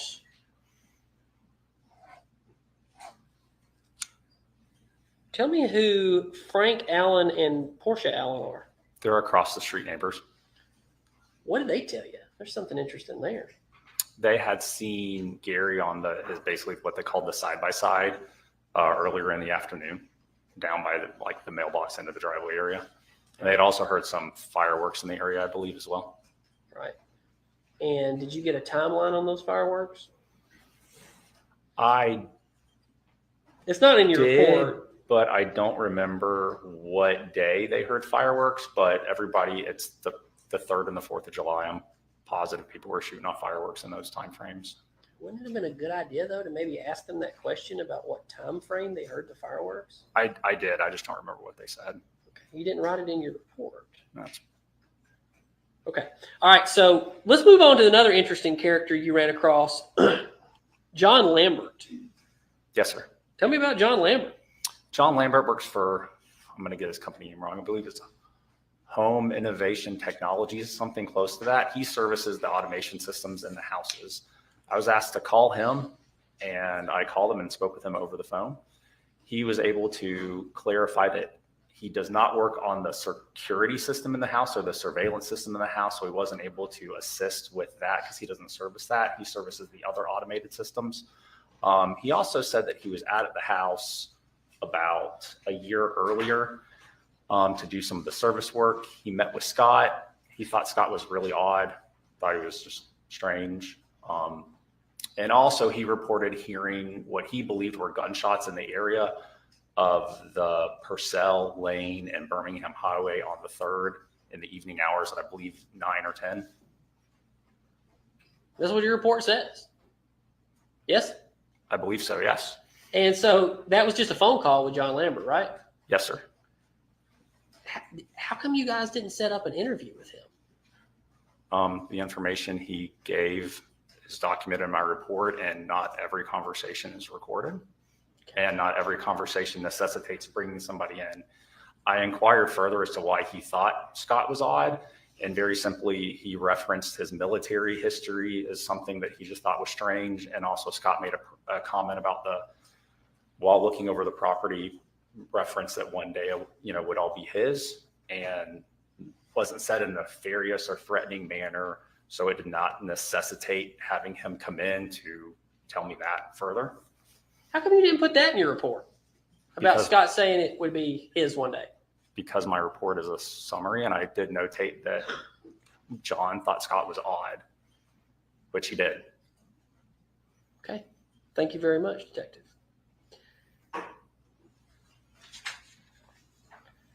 Okay. Then you went and talked to Joanne Ward on July the 24th. How did you wind up getting up with Joanne Ward?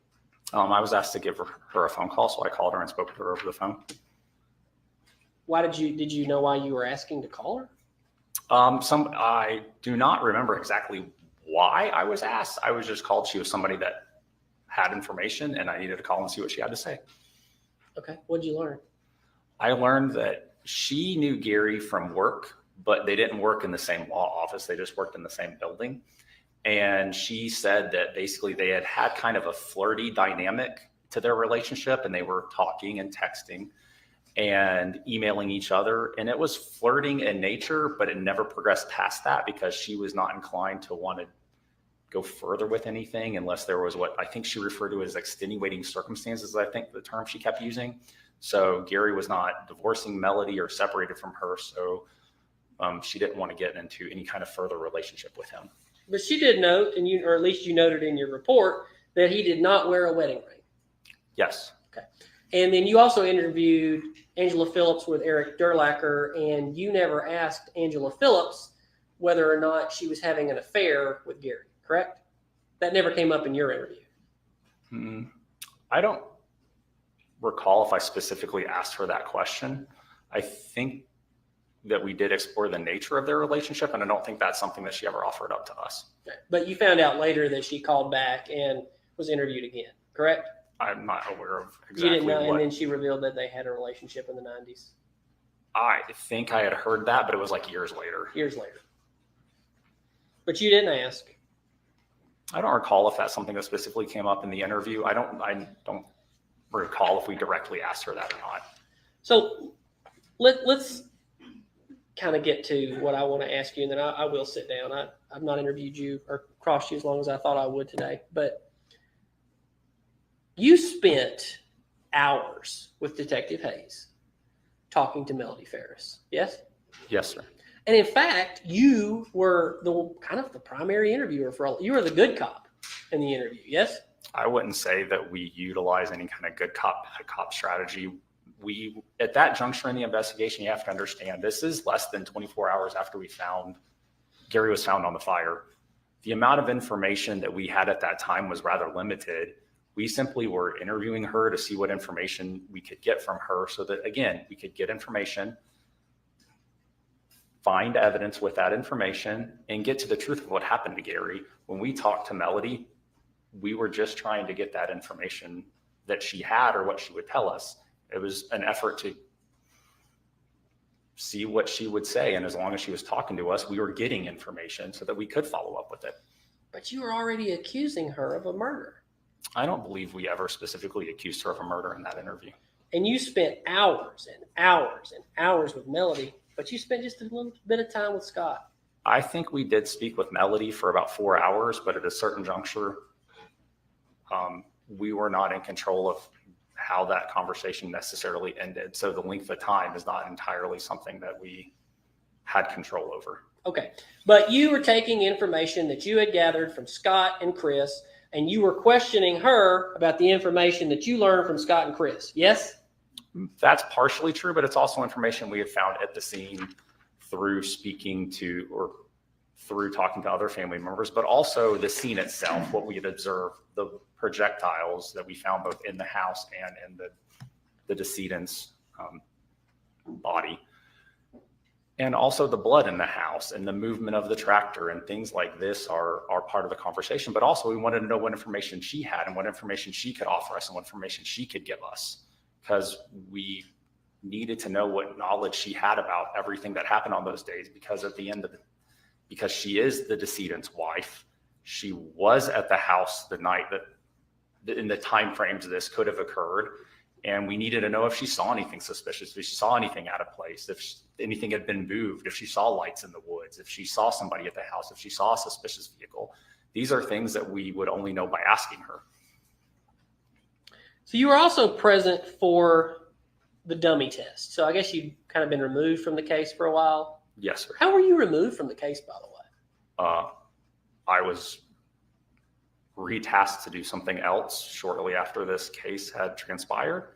So I went and did my job in another capacity.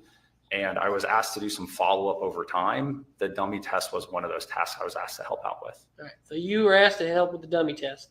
And there were two dummies.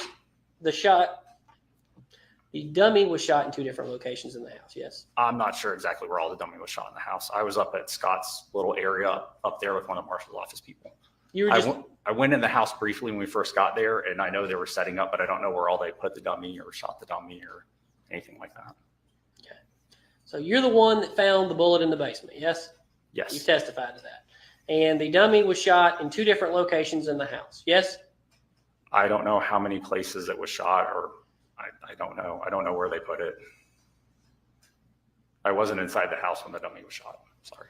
You were the second in charge detective on this crime scene on July the 5th. Where was Mr. Farris shot? I can't testify to where Mr. Farris was shot. You can testify to where you think he was shot. I am not going to comment on what I think. You need to answer the question. I will comment on what we know. I need you to answer, Judge. He's not answering the question. Judge, it's technically an opinion. No. Are y'all objecting to? I'll let him answer. Well, that's what I expected. Yeah, your that's response fine. was. Otherwise, you would have objected to it being speculative. But if you're not objecting, then he can testify to it I'm if he fine can. with answering the question if he can. If he's comfortable. Can you repeat the question? You were the second in charge detective. Number 1, Hayes. Number 2, Kuykendall on the 5th. Yes? I don't necessarily know if could necessarily specify number 2. Was I assisting Detective Hayes? Absolutely. Okay. Where do you think Gary Farris was shot? I look at the evidence and I know that there's blood evidence at the top of the stairs going down the stairs, and there's blood evidence at the bottom of the stairs. And I know that a projectile was found in the flesh of Gary Farris, who was on the fire. And I know a projectile was found with blood on it in the basement. So those are the facts that are known. What conclusions can be drawn? Anyone can draw the conclusions from that, but I don't necessarily have I think this happened or my opinion is this, because we deal with fact, and those are the facts. So you just don't know. I can't testify that I know exactly where he was shot. No. Okay. That's all I have, Judge. Redirect. I don't have any redirect, Judge, but we do have something we need to take up outside the. All right, well, we're going to take a break anyway, so y'all can step out.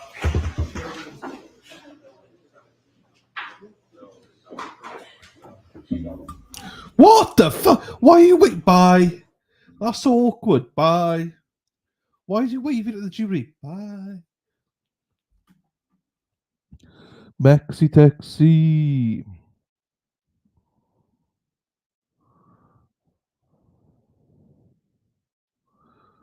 I don't understand his wave there. That was so awkward. And he's leaving. Okay. Oh, they muted all this, don't they? Oh, hopefully they don't. Hopefully we. Oh no, they'll. No, that's fine. Fine.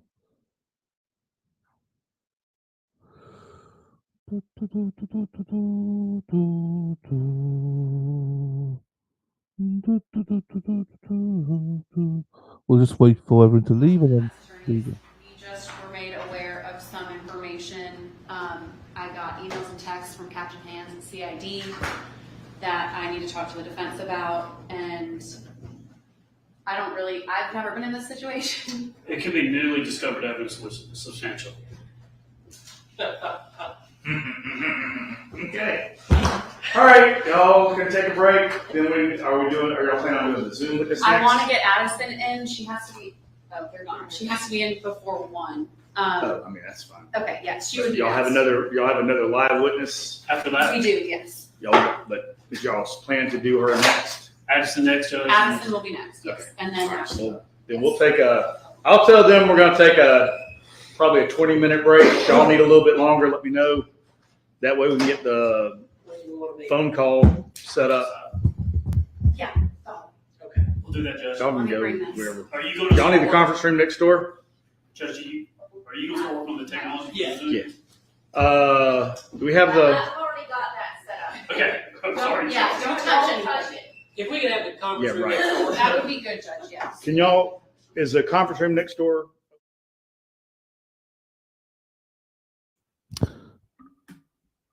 They got, so basically CID has been in touch with them, and there's new evidence being discovered about this case, which they now need to hand over to the defense and discuss it further with the defense. So they're going to go into a conference room now and discuss it. So yeah, wherever that is, we might find out, we may never find out. I have no idea. Angels t-shirt, happy days. Let's fucking go with the Angels t-shirts. Happy days. Oh, this trial it's annoying. It's annoying because we don't get to see the nitty gritty of it. We don't get to see the nitty gritty of it. See, you go in touch with the prosecution. So frustrating.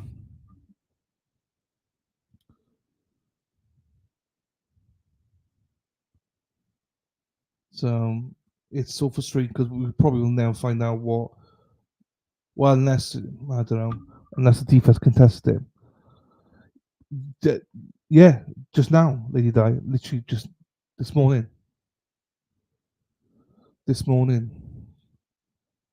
So whilst they were crossing that guy, that's when they received the new evidence.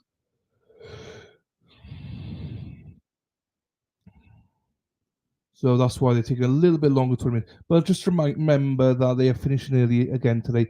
Well, so the jury are going home early today. They're going to do some work on some stuff.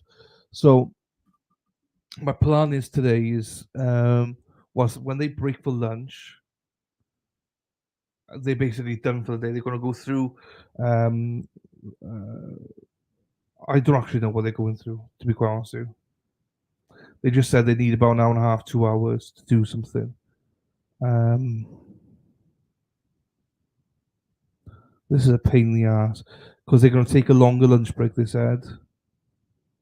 Maybe 2-hour lunch break and then come back, do an hour and a half, and then do closing statements, agree on them. Or closing statements, you know what I mean? I can't think. So I'm thinking what I might do is once the lunch break comes, I might just zoom. Might just go to the other stream, watch that, and because we can watch the hour and a half thing on Monday if we need to. Yes, we'll do that on Monday because I don't want to be sat here for 2 hours with the stream open. So once they break here, I'll close this stream down. We'll go to the other stream to watch that. So that'll be done.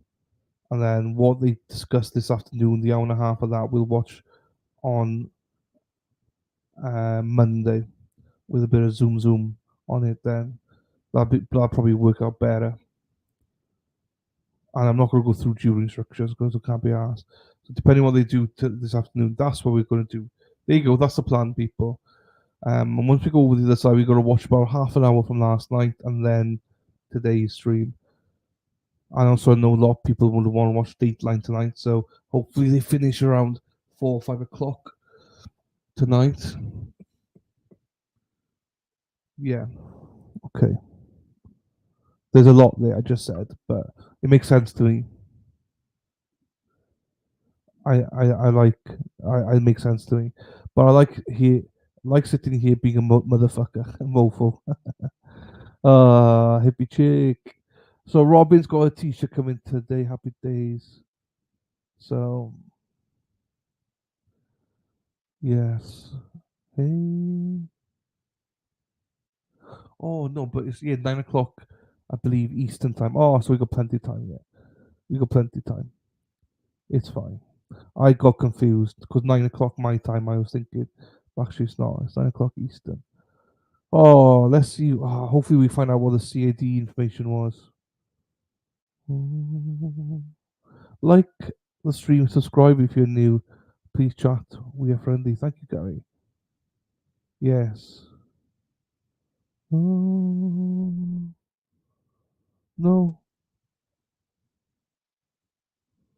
Oh, woman, no cry.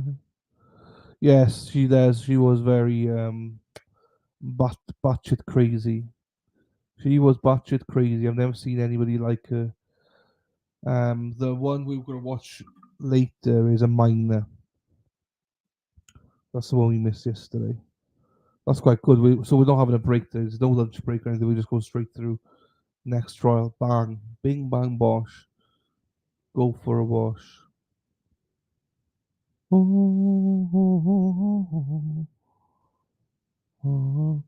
know.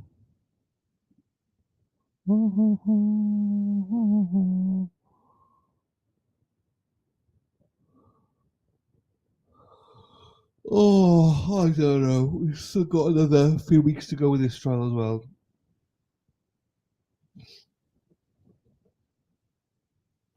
Oh my god, I can't believe it. Another few weeks of this trial to go. Ba-da-ba-da-ba-da-ba-ba. Ba-da-ba-ba-da-ba-ba-ba. Hey, hey, hey. Oh, ho, ho. Hey, hey, hey. Ho, ho. I do like this trial. Yeah, this trial is really good. I'd say the first 3 days was shit. Then also bing bang bosh, it became really good. So I'm glad we stuck with this trial. It's actually really interesting. I do generally think it's a very interesting trial. So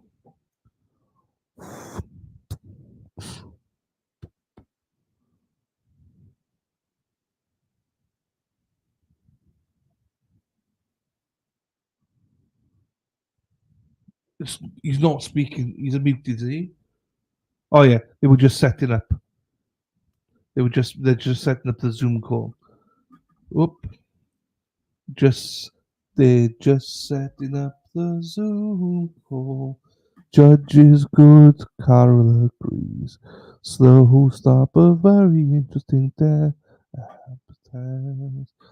Go to watch that witness from yesterday, y'all. We'll talk about. Yeah, just watch the cross though. Just watch the cross. It's fine. She is crazy, just like you. She's batshit crazy like Lady Di too. Rusty was great. I mean, I think Rusty is one of these. I think he's like Marmite. You either loved him or hated him. I know a lot of people did not like Rusty and didn't find him very believable, and some people loved his charm. So that's the beauty of it all. We don't all always like the same people or think that the same information is important or not. We're all different. We're all going to a different trial because we are different people. Dee dee dee dee dee. Yeah, I didn't mind Rusty. I thought Rusty's good. There's definitely mixed views on it though. So they didn't. People did. I think some people liked him, but didn't find he was very believable. I don't think anyone would hate Rusty, but some people thought he'd lie. He lied. So, but as I say, each to their own. We would be embarrassed, yes, absolutely, absolutely. Bum, ba, bum, bum, ba. To me, he was a sweet Southern gentleman. Oh yeah, yeah. Do, do, do, do, do, do, do, do, do, do. Do, do, do, do. No idea what new evidence was found. No idea.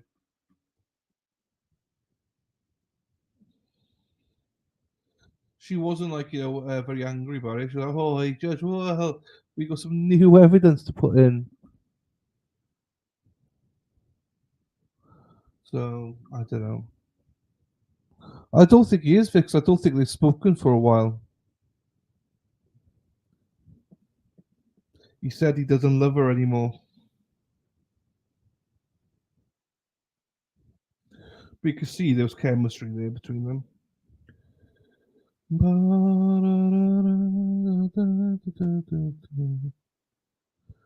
What did he see? I think Melody's very pretty.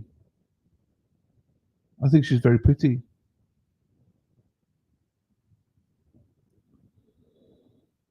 I think she's you could see she was well, she's still pretty, but she was gorgeous back in the day. Josie says, I think Melody telling him to quit talking wasn't bad. She thought he was on her side, and him saying anything could hurt her.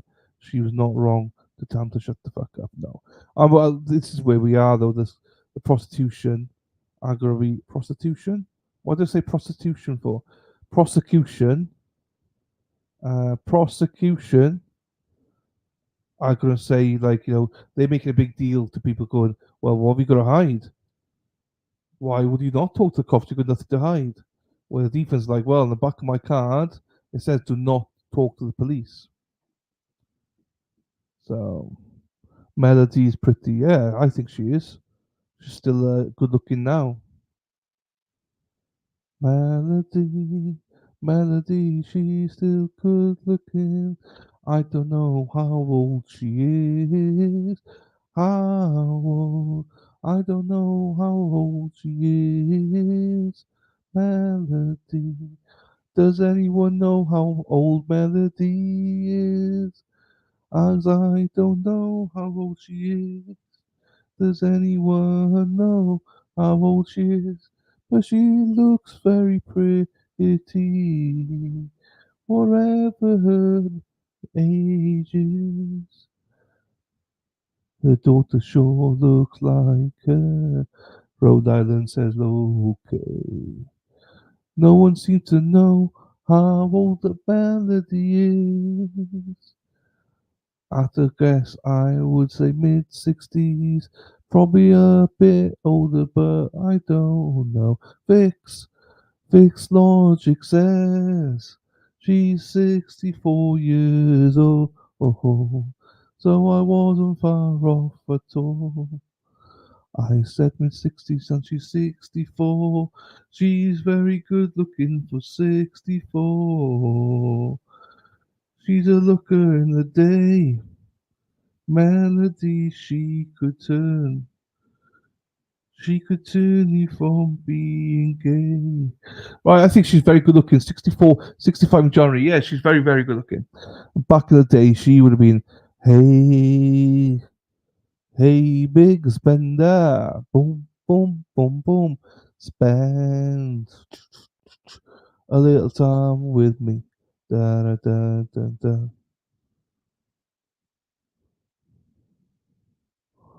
Oh no, woman, no cry, no woman, no cry. Hey, hey, hey, hey, hey. Yeah, yeah, yeah, yeah, yeah. I like her haircut, she's cute. Rebecca, West Virginia likes. She likes melodies. Haircut, she's cute. Rebecca W. Oh, I'm in a singing mood. I don't know why I'm in a singing mood, but I'm feeling like a white Christmas. This trial will take you all the way. And state of Georgia, their emblem will say Constitution and justice, wisdom, moderation. It was created back in 1776. The state of Georgia was created in 1776. 1776. Constitution, then there's justice, wisdom, and moderation.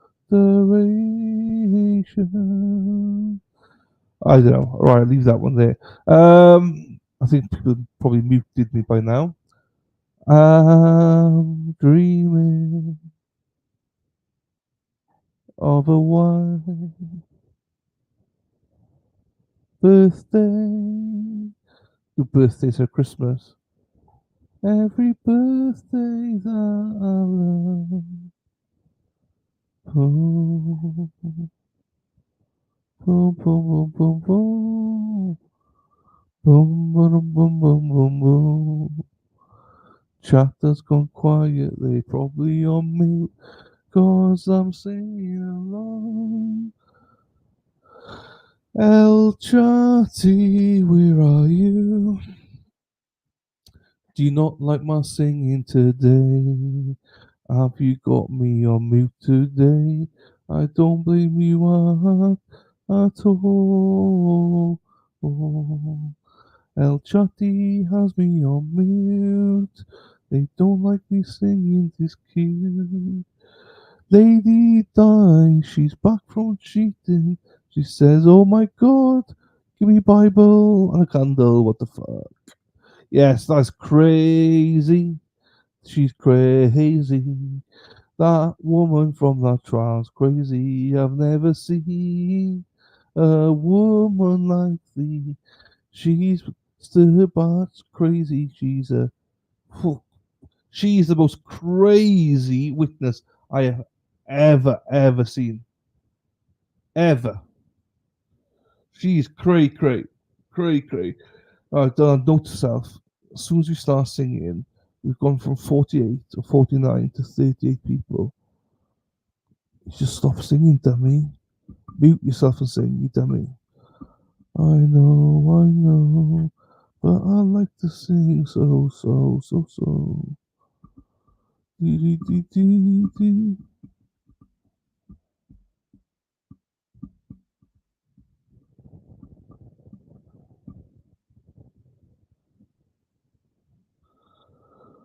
Oh, oh, oh, oh, oh.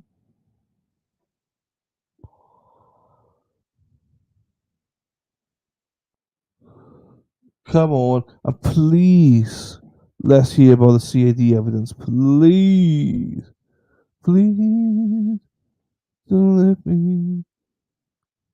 let me go. Please let me hear what they say on the go. Oh, This is my moment during the break to sing to you. I got no break. I like to sing to you. Embrace the song, 'cause we're all on break to El Chatty. We love you, El Chatty. What do we do? This is my moment. This is my dream. Streaming for you, Lord. Is always the stream, and I will sing and go where we see a candle and Bible. You can send them stickers test over us, JD. I know.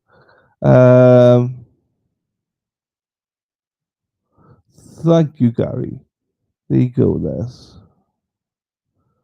I'm so tired. Oh, so tired. I wanna sleep.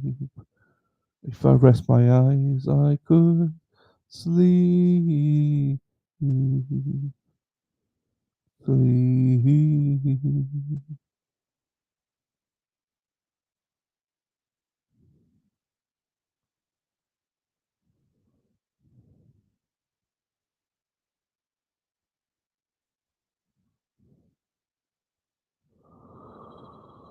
Oh, why are we waiting? We are suffocating.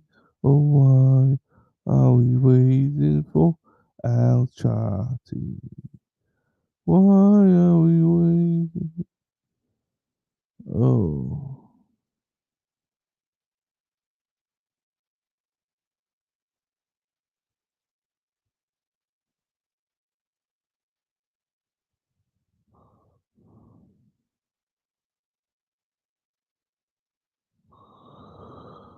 Oh. You put Murphy to sleep. He's knocked out. Sorry, Murph. I'm putting myself to sleep. That's the worst thing. But I could genuinely rest my eyes right now. Happy days. You see, I don't mind making people sleepy. I'll make myself sleepy. I could sleep now.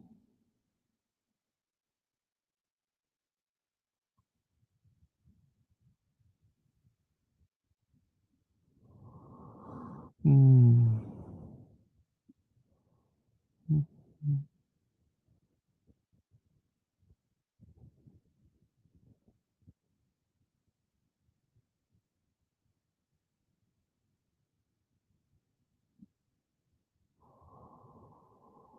Okay.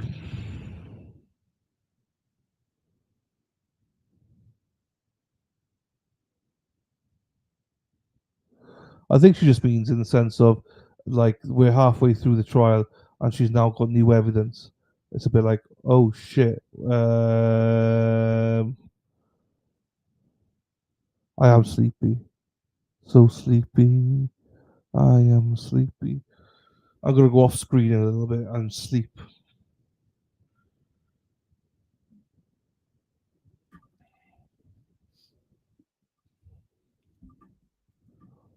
Bum bum ba ba bum bum. I wish they'd hurry up because we're down to like 30 people now. Come on. We did have 50 odd just now. We're down to 30. Come on, Judge. Let's get back on. Let's try to get these people to stay. I'm not very entertaining today, or this last few weeks. So come on, Judge.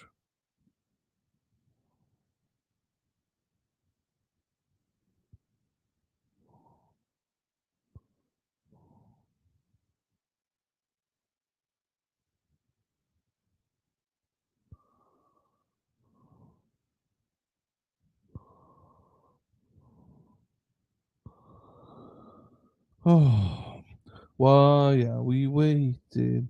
We are suffocating. Oh, why are we waiting for this court? Why are we waiting This court is slow today. Oh, why are we waiting? Oh, why are we waiting? Oh, why are we waiting for this court?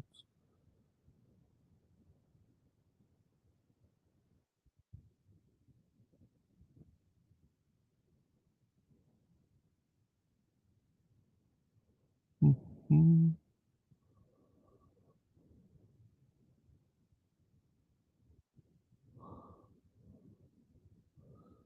We'll just get Mexi Tex to come out in a bit to entertain you all. She'll come on and start singing for you all. Mexi, Mexi Taxi.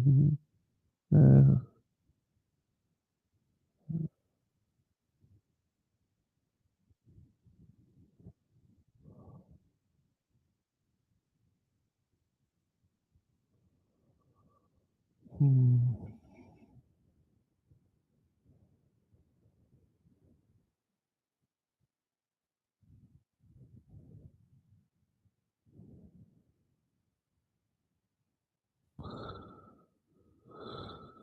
You're not a singer? I thought you were. I thought you were. I thought you were a variety singer. You can do a little bit of this, a little bit of that, a little bit of quacking, a little bit of slacking. Maxi, Maxi, Maxi, taxi, Maxi, taxi, Maxi, taxi, Maxi, taxi.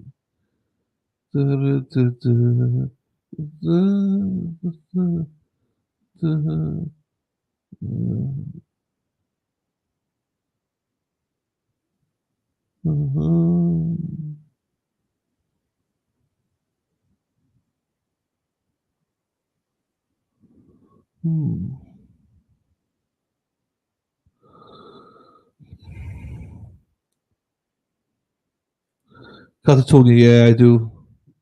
I do. Stereophonics, Catatonia.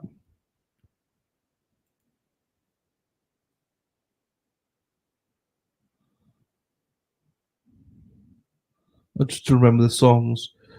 Oh, I'm so sorry. I'm just every time I just stop, I just rest my eyes.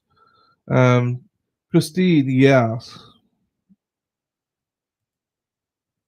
Oh, Niece Ella, happy days. Look at her go. There you go. Well done.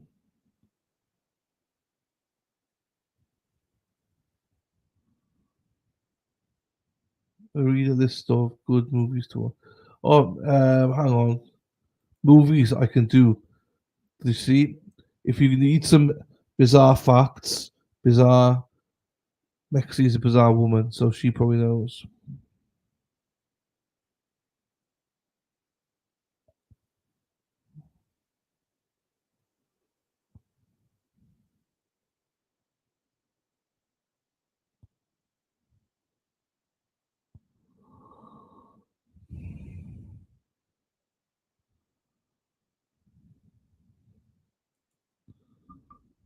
Oh, this is the only thing that's annoying me about this is just these breaks because I'm struggling to keep it going. Normally I wouldn't mind, but cheap as I'm struggling today, especially.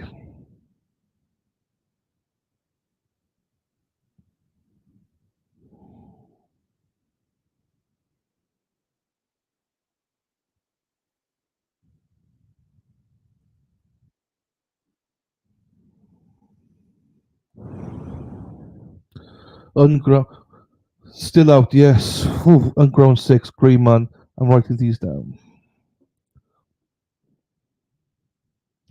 I like dark humor thrillers. That sounds like Maxi Taxi's inbox on Discord. Dark humor and thrillers.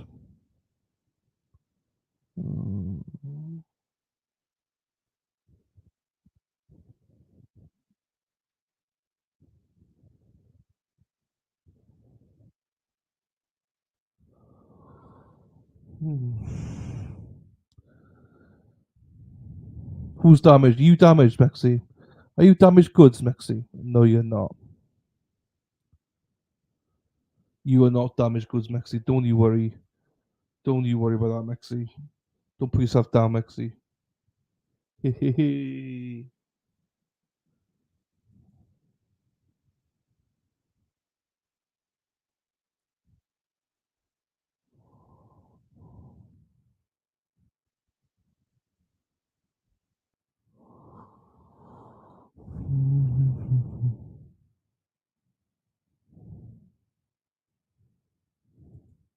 Damaged is a movie where Samuel L. Jackson takes place in Scotland, I believe. Oh, okay. So it's not just you being damaged then. There's a film called it. The Guilty is a good film, Gary says. Thoughts, Doctor.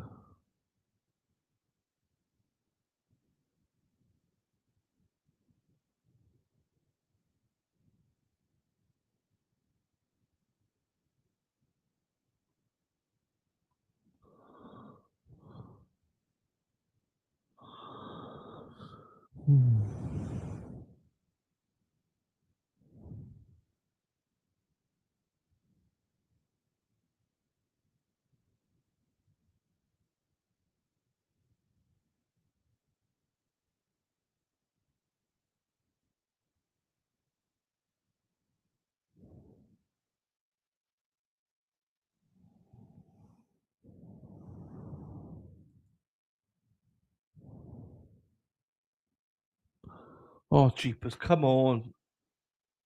Let's play a bit of music then, because I'm boring. I am too boring for you guys today.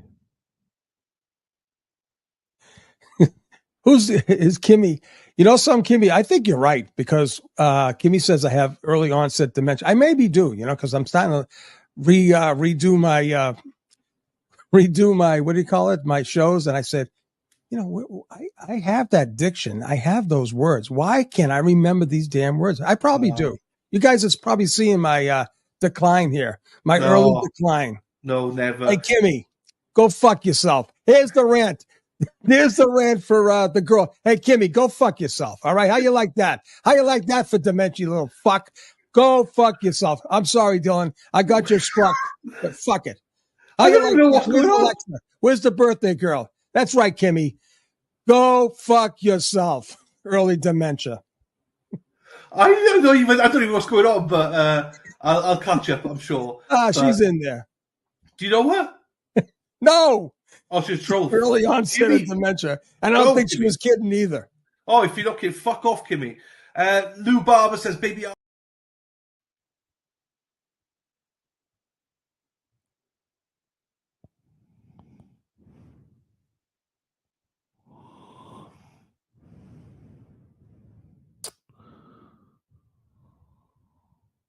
Memberships again.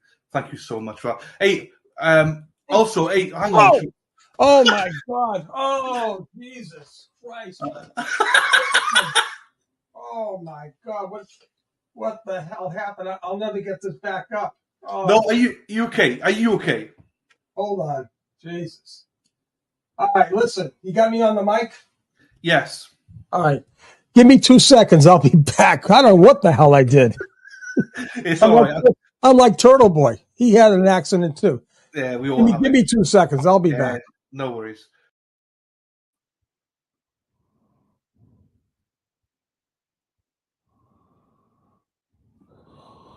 All right.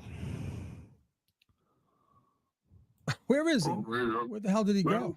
How you doing? There we go. Yeah, I'm right here. Buddy, you're coming in like Darth Vader. I don't know what the hell's happening.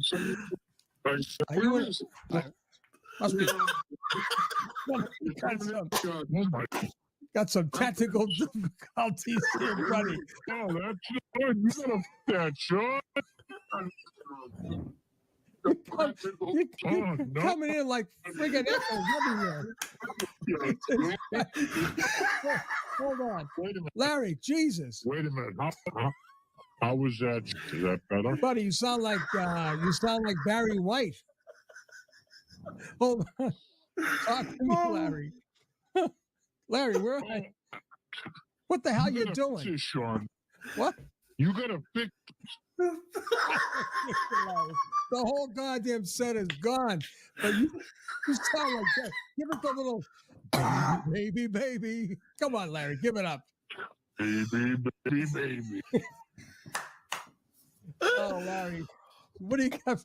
We'll try to get through this, Larry. What do you got for us, Larry? No, I can't this way. You fix it. Okay, listen.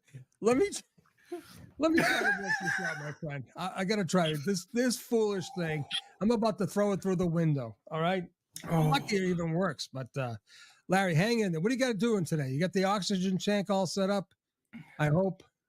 Listen, I have a new song I'm gonna teach. Okay, buddy. I gotta fix this. Listen, I got a message from women. They want me to teach a new song. They want to do what?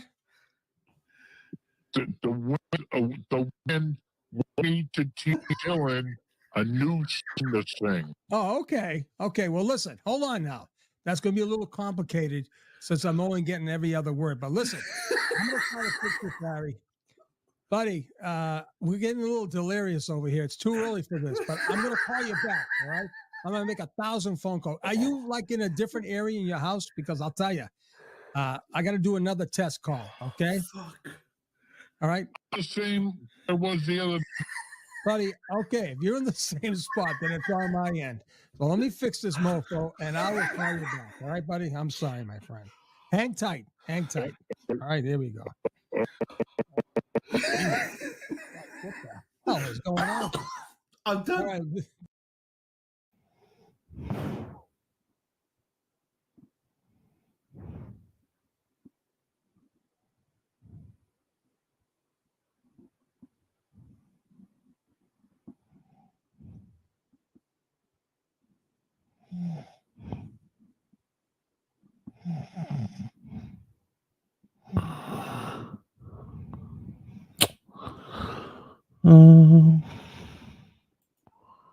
So I was doing something else. I was far away, gone there.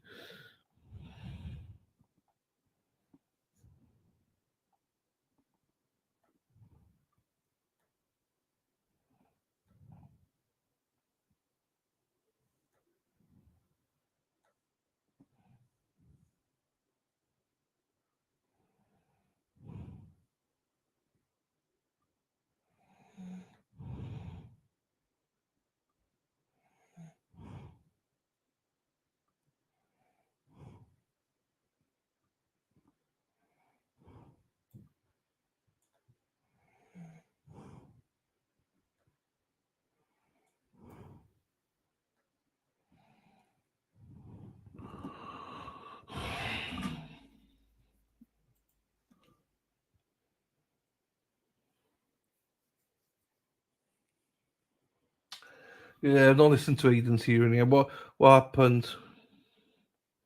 What happened, Lady Di? I know something.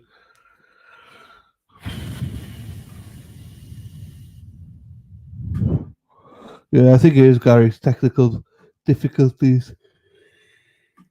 Oh.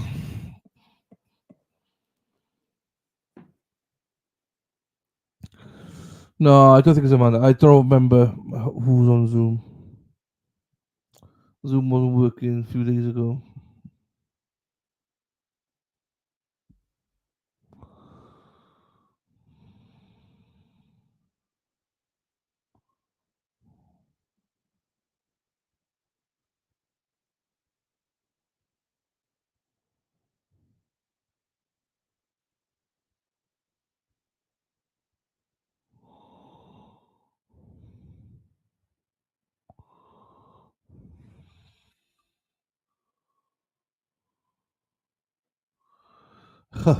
I ain't doing Kits Up again, Elsie Jones.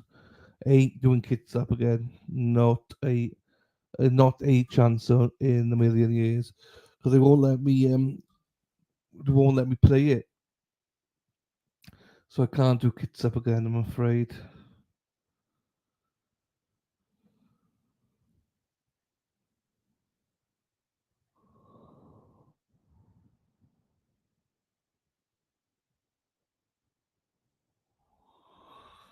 Jeepers.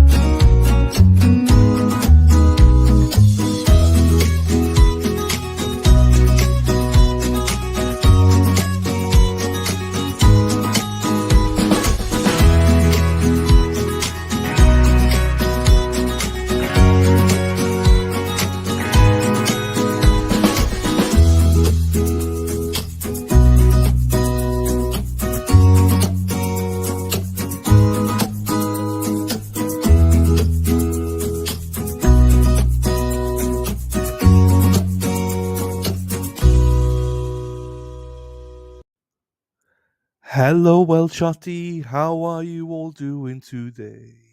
Oh, ho, ho, ho. I'm here to ask a favor of you all. Oh, ho, ho, ho. Please, please support. Please support. Please support my friends that are resistant to silence. Oh, yeah. Even if you don't like Dana, I know you love Tracy. Oh, we all love Tracy. She is a star in the making. Oh, Dana is a clown. Dana. Oh, we love Tracy and tolerate Dana. We love her, Tracy, and so can you buy some merch? T-shirts and hoodies on sale are resistant to silence. Da-da-da, da-da. T-shirts are $30 and hoodies are $50. Please, please buy one of them or them both. If you buy them both, that's $80 for resistance to silence. All you need to do is Venmo Tracy at Tracy dash Murray dash 1111, and that's all you need to do. I think so, but then I remembered you need to inform her what color and size you want. Please go and support Dana and Tracy, they're both lovely. Oh, they got some great merch on the go, and Tracy is lovely. Oh, please, please support them. That's if you can. I love you, Tracy, and I tolerate. Bing bong a bing bong bay, bing bong a bing bong bay, bing bong a bing bong bay. Scott likes to wear lingerie. Hey, hey, they're the Sweeneys. They love sweening around. We love Dennis and Brenda, King and Queen of Canton. Hey, hey, it's Brenda. She is driving around. What's that big lump doing through the sunroof? Oh, it's Dennis Sweeney. He's got flags around. Dennis and Brenda driving around. Hey, hey, they're the Sweeneys. They love sweening around. We love Dennis and Brenda, King and Queen of Canton.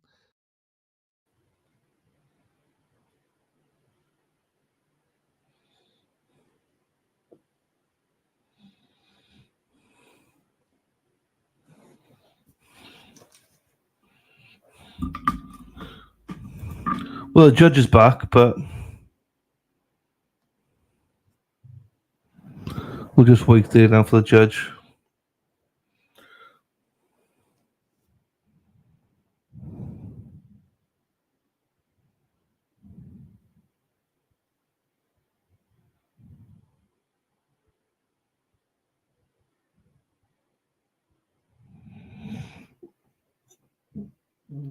We shall see. But there's still no court.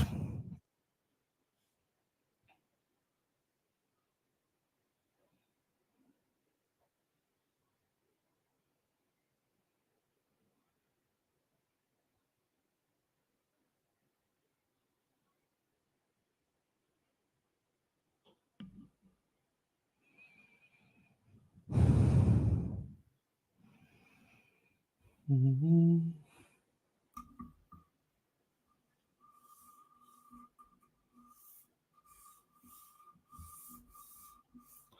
Daffy says, Lil G, I haven't had a good stuffing in a long time.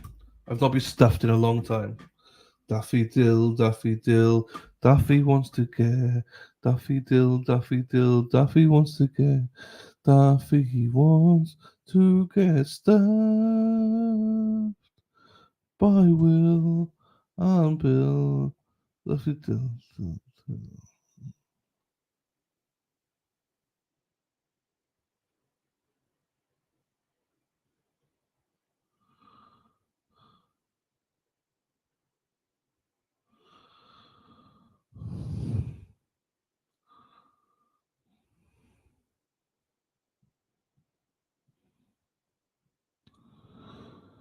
I need a shower just to fucking wake up, I think, Daffy. Right, this should be on the way. Come on now. I wish they would unmute. Come on, this is poor.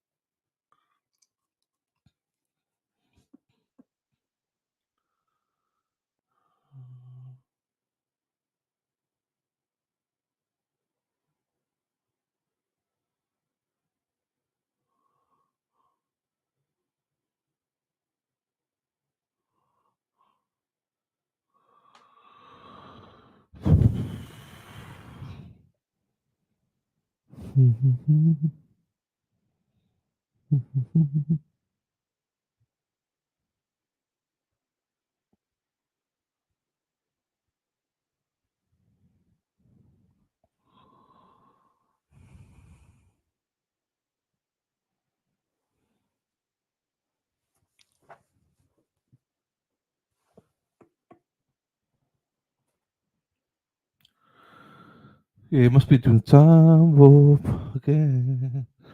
Let's do the time warp again. Da-da-da-da. That's what Daffy requires, a good stuff in. Oh, this game is da ba di da di di di di di di di di.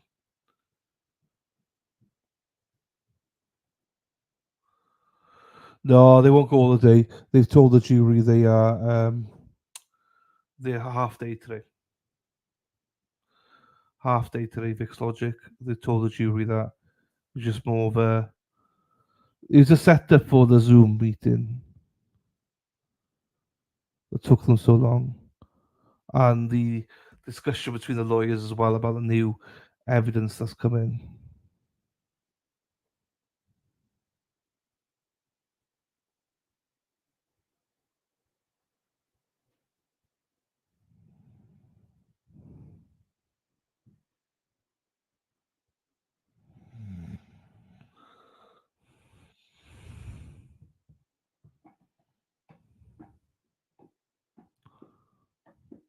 Just put the mute off. Like, I don't mind hearing the judge.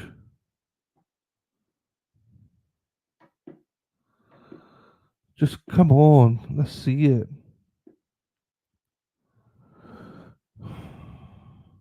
Yeah, they got half. Well, they got half day because they got to sort some stuff. The lawyers got to sort some stuff out. So the jury, they've been in for about what, an hour, over an hour, and they got potentially there 2 hours to go, max. Potentially, depends when they break.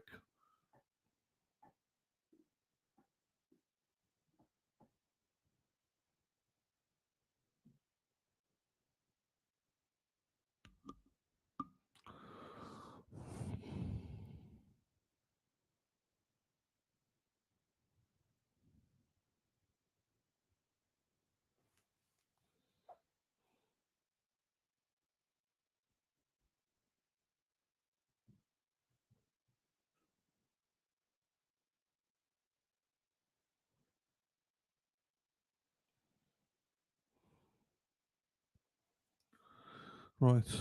Oh, it seems that. Okay, good. Whilst we do that, then hang on.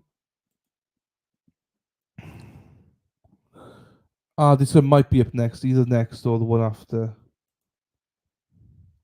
Look at this, people. Hang on, let me just show you what Dana Leonard just sent me. Or Rico. As you better know now. Rico. Look all that. All the signs that Dana has got in his garage. That's really good, Dana. That's actually really good. I like that. Well done, Rico. I like that. Dana's off work today, so he's been cleaning. Do do do do do. That's Dana Leonard. Hey hey hey. Do do do do do do.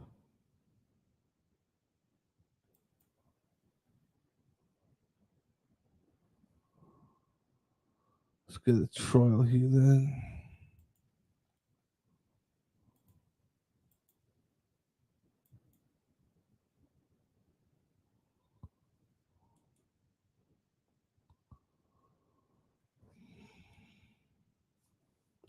She's 64. And she is. Not many people will turn her down, to be fair, so. Boom, boom, boom, boom, boom, boom.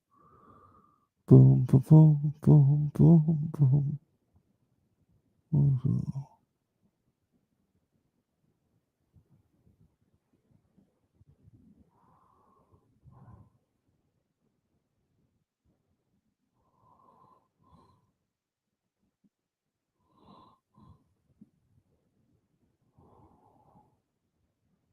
Whoop.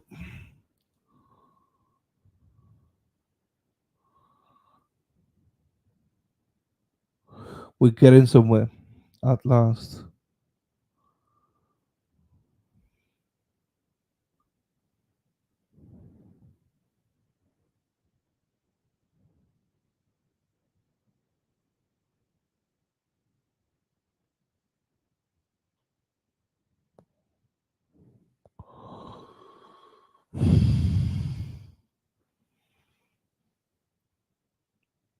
No, they just muted the friggin'.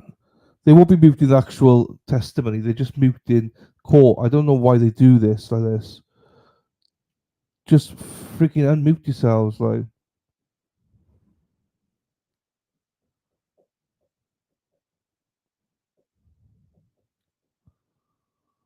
Oh.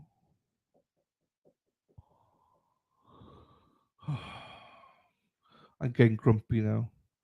I am getting grumpy. I can feel it. Feel it in my fingers. I feel it in my whole. Love is all around me. Wherever I go. I'm not sure if you noticed it, Dave, or anyone else. I keep falling asleep here. I'm nodding off every 2 seconds.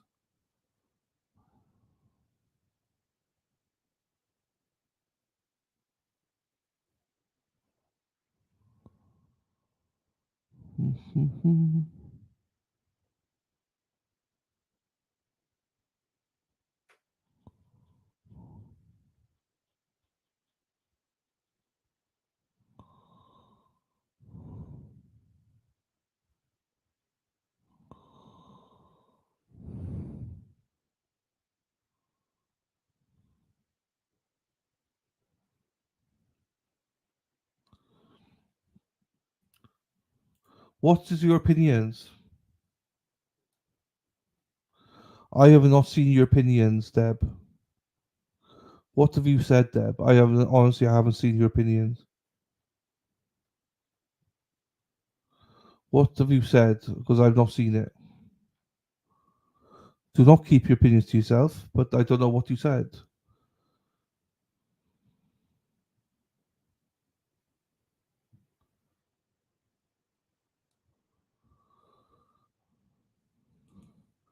You're grumpy, so cute, and even when you get pissed at DQ, and I've been pissed with DQ. What the fuck? When was I pissed at her? When was I pissed at Disney Queen?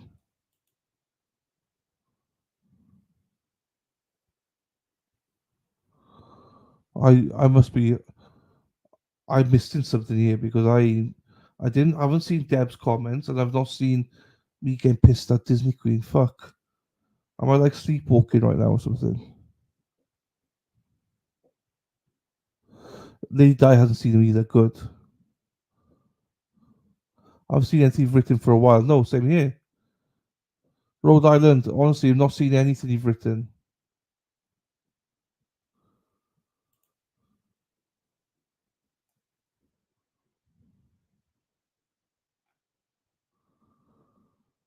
I don't know what you, Deb. Keep writing, Deb. I don't know what. Oh, DQ would love when you get a fine. Okay.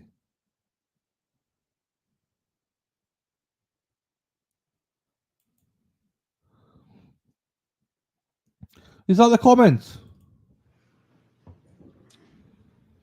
All right, we're going to get back started. We think we have found the gremlins and expunged them for now. Everyone believes that the issue is my Mac. I assured them that it's not the case, but they always want to, that's the first thing they want to try to eliminate when we start trying to get this to work. And basically it's the technology doesn't like, there's so many different pieces that are being plugged in. And when we're doing a hybrid hearing of some sort, bringing in a witness from outside or something, it's difficult and complicated. It worked fine back during COVID when we were all off-site and all on Zoom and we all had our own devices. And then it was just whoever's connection didn't work had the problem. And so anyway, we have rebooted the whole thing and basically decided, or I've decided that the best way to do it is for doing someone remote, it needs to be the very first thing we do before we start switching inputs on the system, because that's when I think it goes sideways. With all that, Ms. Frankish, call your next witness. Thank you, Judge. State recalls Addison Ferris. All right, Ms. Farris, you're previously sworn, so you're still under oath, okay? And you can hear us all fine. Can. All right. I'm going to turn you up a little bit. Here you go. All right. Okay, Addison, we're kind of going to pick up where we left off. Did you have a chance, and I think there might be a little bit of a delay, so I'm going to give you a second before you answer me. Did you have an opportunity to review your forensic interview? I believe it was in 2019. I did. Okay, and was that helpful to refresh your recollection? It was. I'm going to start. We've already discussed you live in Maine. You do not live in Georgia, right? Did you come to visit your father, Chris Farris, in the summer of 2018? I did. And specifically in the month of July? Yes. What date did you arrive in July? We flew in the morning on Tuesday the 3rd. And we provided you, I believe it was Riley 1, the calendar of July. Yes. Is that helpful to refer to as well? It was, yes. Okay. Who is we? You said we flew in. Who's we? My sister Ella and I. All right. When you flew in, what did you do? What was the first thing you did? I don't remember the first thing that we did. I'm not sure what we did after we flew in. Ultimately, did you go to your dad's apartment? Yes. Prior to going to his apartment, did you travel up to Cumming or the Alpharetta area? I can't remember if we I know that we dropped Ella off in that area. I can't remember if we did that before or after we went to the apartment. Okay, so let's pick up on dropping Ella off. Who went and dropped Ella off in that area? My father and I. And after dropping Ella off, what did your dad and you do? We went to my grandparents' farm. Where was that? What city was that in? I think it's technically Marietta. Sure. It's Alpharetta. Yeah. Okay, so it's in kind of northern Atlanta area. Is that fair to say? All right. Who lives at the farm? Who lived at the farm at that time?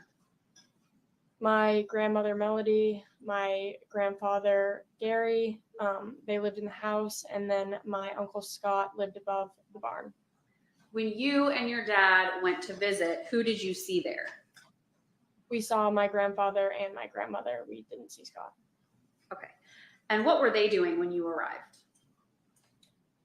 My grandfather was outside And my grandmother was inside, so she didn't come out until I saw my grandfather first, and then I saw my grandmother. And what did you do while you were there? I don't really remember. I remember I hadn't seen them in a while, so I remember just giving hugs and them saying that I was more grown up, because they hadn't seen me in a couple months. I don't remember how long we were there, what we did. At some point, did you communicate with Melody, your grandmother, that you wanted to stay at the farm while you were there visiting? Yes, I did. Okay. So once you left the farm that evening, where did you and your father go? We went back to the apartment, I think, and then all I know, I went through my Snapchat memories, and I have a video at the ice cream place at 8 p.m. So I know that that's one thing that we did, but other than that, I'm not sure. And that was the night of the 3rd? Yes. After seeing your grandparents? Yes. Did you spend the night at your dad's apartment that night on the 3rd? Yes. And do you remember if you slept with anyone or where you slept that night? I don't remember. Okay. Would it be typical for you to sometimes sleep with Jenna when you stayed over at your dad's apartment? Yeah, usually. So if you possibly stayed with her that night? Yeah. So, I mean, I would sleep in the same bed as my dad sometimes. I would sleep in the same bed as Jenna sometimes. I didn't really like sleeping alone. I had nightmares, so. Okay. The next morning would have been July 4th. Is that right? Yes. Okay. What did you and your dad and Jenna do that morning? Or tell us about how that morning began. I don't remember waking up that morning. Yeah, I mean, it was so long ago. Sure. At any point, this is kind of a big event in Atlanta. At any point, did you possibly go and watch the Peachtree Road Race? I do remember doing that. I remember walking down and standing there for a little bit, but I don't have a lot of details about it. It's pretty clouded. So. Okay. Let's go to later that day. Do you remember anything about what you did on the 4th during the day? I know that we went to the pool. I also have a picture of me at the pool on my Snapchat. And that was around 1 p.m. That we were at the pool. At any point on the 4th, did you travel back up to the farm? Not until I was dropped off to sleep over there. Okay. Do you remember, and you don't have to give a specific time, was that early evening, early afternoon, late evening, to the best of your ability? I think it was early evening or maybe late afternoon, but I'm not sure when we actually went. Okay. Who took you up there? My dad. Was anyone else with you when your dad drove you up there? I don't think so. All right. And when you arrived, did your dad stay and hang out? Do you remember what that drop off was like? So we went through Wendy's to get something to eat, and then I sat down at the table with Cameron and ate that and caught up with her. And I'm pretty sure, I think my dad came in for a couple seconds just to make sure I was settled, but if he did, it was short. Did your dad eventually leave and you were there with Cameron and Melody? Yes. All right. Did you communicate with Melody? Did you have your own phone in 2018? I did. And did you communicate with Melody over that phone? Yes, I texted her. Okay.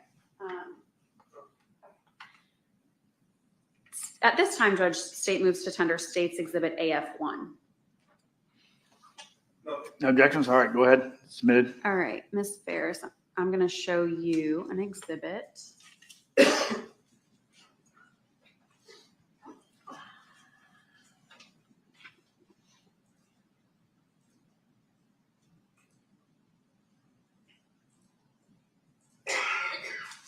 Okay. Do you see that? Yes. Okay. And have you seen these before today? Yes, I have. Okay.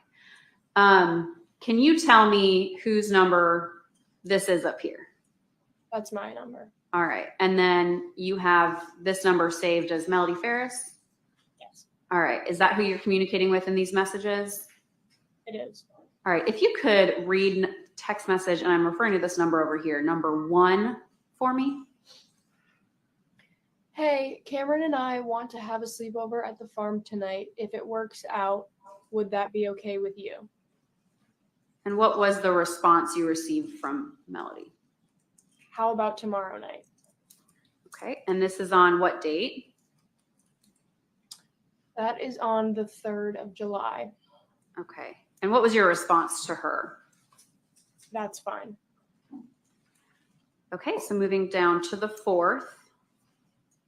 Did you, can you, if you could read this message that you sent to Melody on the 4th?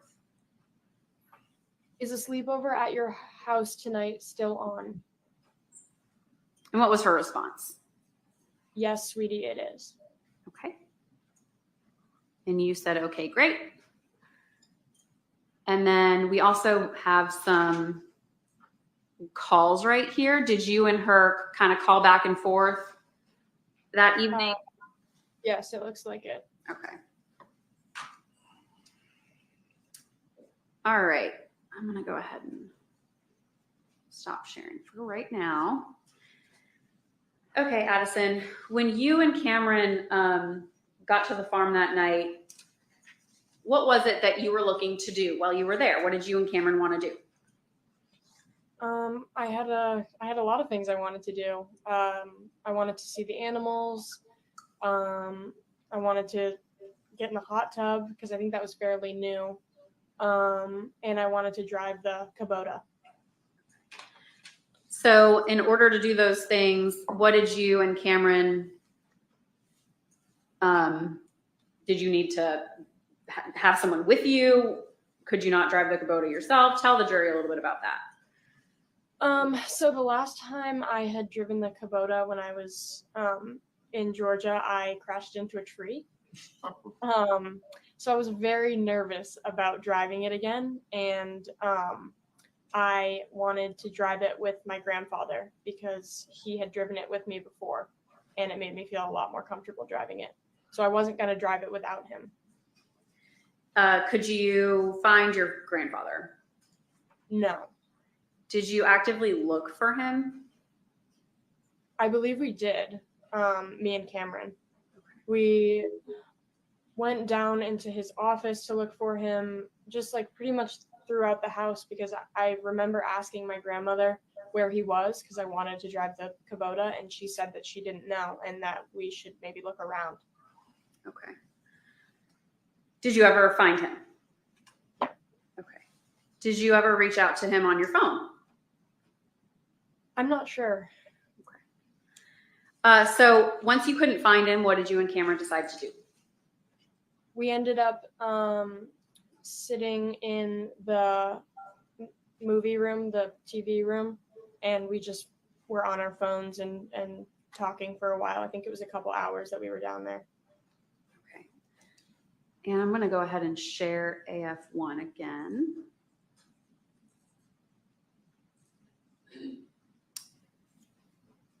And at some point, did Melody text you to kind of clean up for the night?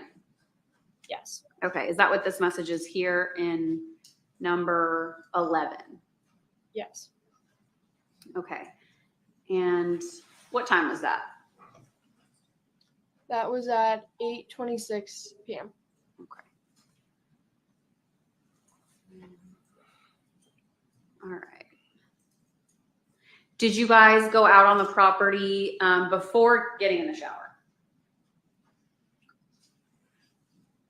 So in my initial interview, I said something about seeing the goats, but I don't remember. I honestly don't remember. I know that in between the time of us being in the theater room and taking a shower, we didn't, but I don't know if there was any time before we were sitting in the theater room if we went out. Sure. So then after you sat in the theater room for a while and went to clean up, what did you and Cameron do after that?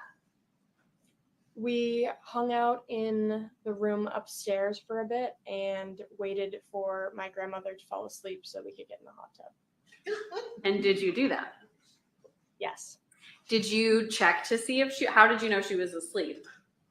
We kind of crept downstairs, and I looked at her door, and it was closed, and she wasn't on the main level of the house anywhere. So I assumed that she was sleeping in her room. And then you went in the hot tub? Yes. Okay. Well, you were out in the hot tub. I mean, was it dark? Was it bright? What was it like out there? It was dark. Could you see any flames or fires? No.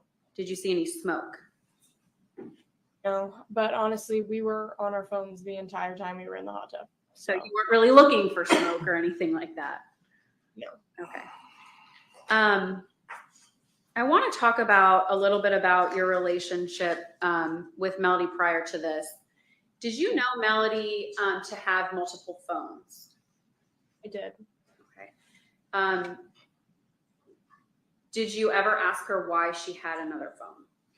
No. Did you know why she had another phone?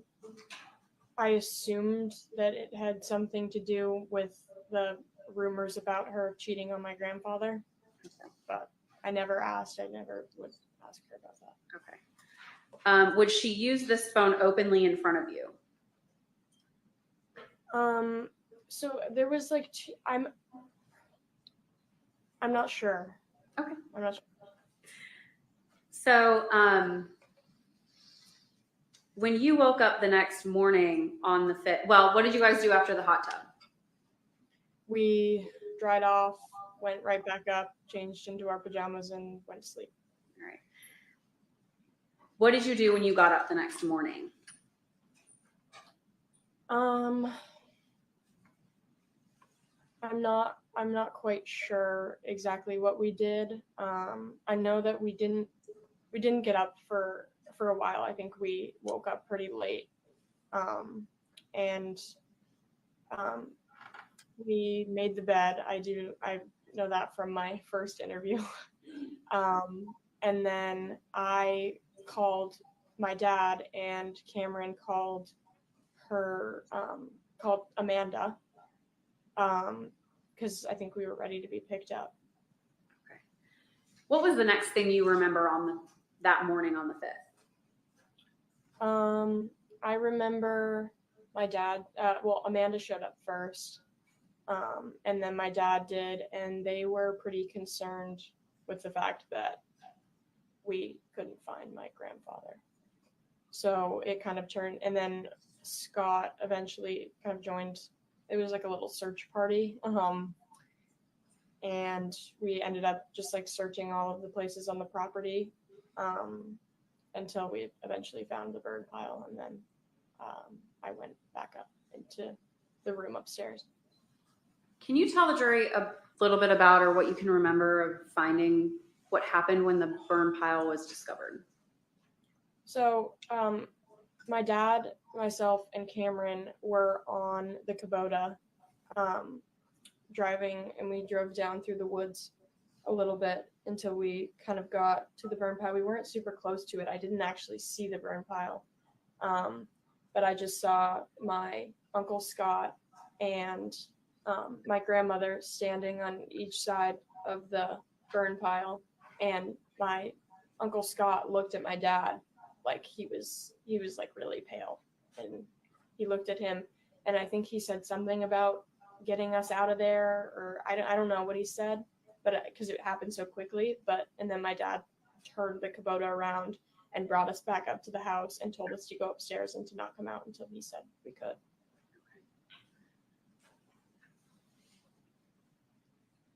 And after that, were you kept apprised of everything that was happening after that, or were you not necessarily updated?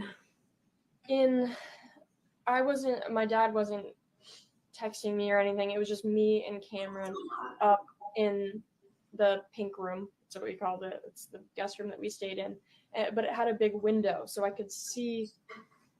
After a couple minutes, I could see police officers and paramedics walking by, and at that time I was on FaceTime with my sister, but I was kept in the dark. I didn't know what was going on. Was that really the last involvement you had in the case? Yes. That's all I have for you, Allison. Thank you. All right, Mr. Ray. Good morning, Addison. My name is Michael Ray. I represent your grandmother. All right, I just got a few things for you, okay? And well, all right, when you got to the house on the 3rd, you saw Gary driving the RTV, right?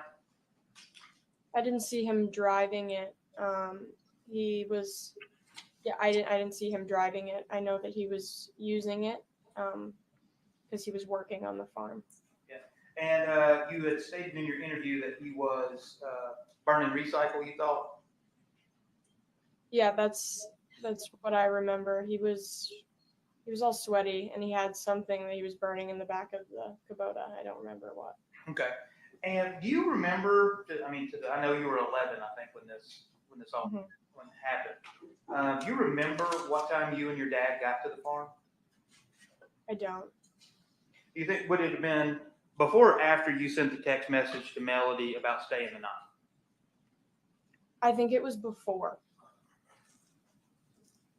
So did you send the text message about spending the night before you got to the farm or after you left the farm? I think I sent that text message after I left the farm. Okay, so you and Chris went to the farm, and then your testimony is you sent the text message to Melody after you left. I believe so, yes. Do you remember how far is it from where you were staying at when you were here to the farm? I don't remember. Okay, that's fine. But anyway, so y'all set up the sleepover for July the 4th that afternoon, right? I believe so, yes. And I think Ms. Frankus had showed you the text messages. Yes. And showed your grandma responded saying, "Yes, sweetie." Mm-hmm. Okay. Now, moving up to the 4th,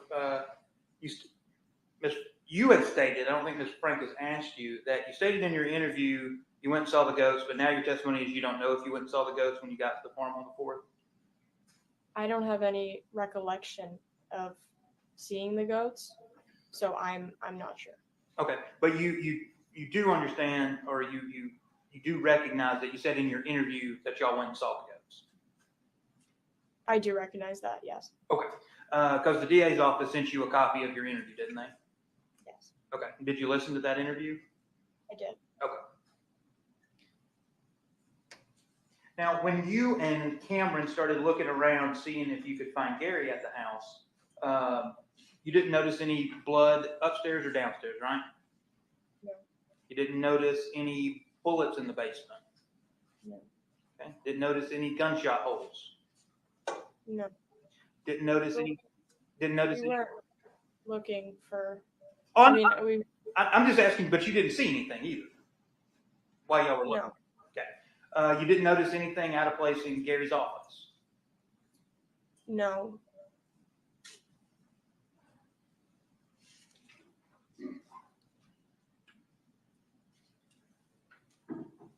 And then y'all hung out in the movie room for several hours before you went to get in the hot tub?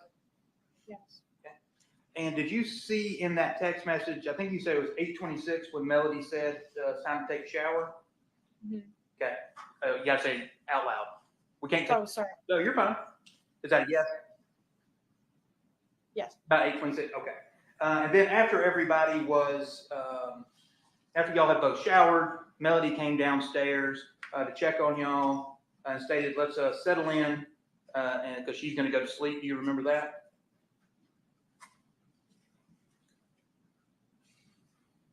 I don't remember. There's only it's bits and pieces. I'm sorry. No, you're fine. But it's sometime between 9 and 10 you thought Melody was asleep, right? Because that's when you and Cameron went to the hot tub. And nothing out of the ordinary being in the hot tub? No. Now, on the 5th, when you woke up, Amanda got there first, correct? Yes. Did y'all have any plans that day, or were you just going to go, you and Cameron just going your separate ways, or did y'all have like a girls' day planned? I don't remember having a girls' day planned. I don't think my dad would have come to pick me up if we had a girls' day planned. Okay. Was your dad planning to come and pick you up before y'all started looking for Gary and all of those things? I believe so, yes. Okay. Now, Amanda arrived at the house first, right? Yes. And y'all started looking around because she asked where your grandfather was? Yes. Okay.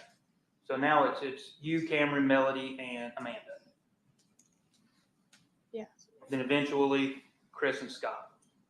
Yes. Okay. You ever recall hearing Scott saying anything about a missing gun? No. Now, you stated in your interview that when Chris and Scott arrived, they're the ones that essentially initiated the search. Do you recall that? Yes.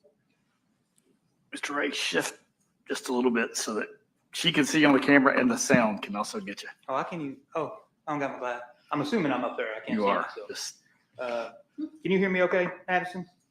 Yes. Okay, thank you. All right, so Chris and Scott initiated the search. You talked about that with Ms. Frankish. Hopping up to the 2 cell phones, you and Ella both knew about Melody having 2 cell phones, right? Yes. Okay. You would also agree with me that the Farris family in and of themselves, there's always a lot of drama going on. You could say that. There's a lot of gossip amongst the family members. Most of it was true, which is True. But you knew about the affairs too. yes, everyone did. Yeah, so everybody knew about these affairs. Let me ask you this though: did you know about Gary's affairs? No. Didn't? Had you ever heard the name Angela Phillips? I have not. Have you ever heard the name Joanne Ward? No. Okay.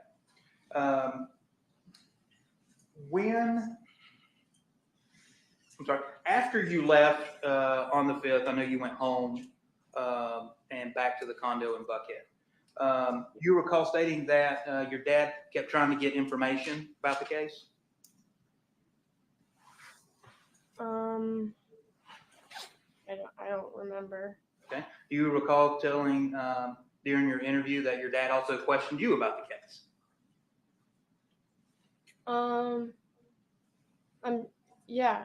I think I did say that. I'm sure he did. Okay. Let me ask you this too. With because you weren't interviewed in this case until August of 2019, correct? Okay. Did law enforcement or anybody reach out to you while you were in Maine about interviewing you? Now, granted, I know you were 11 or 12 at the time, so to the best of your knowledge, do you know if they reached out? I have no idea.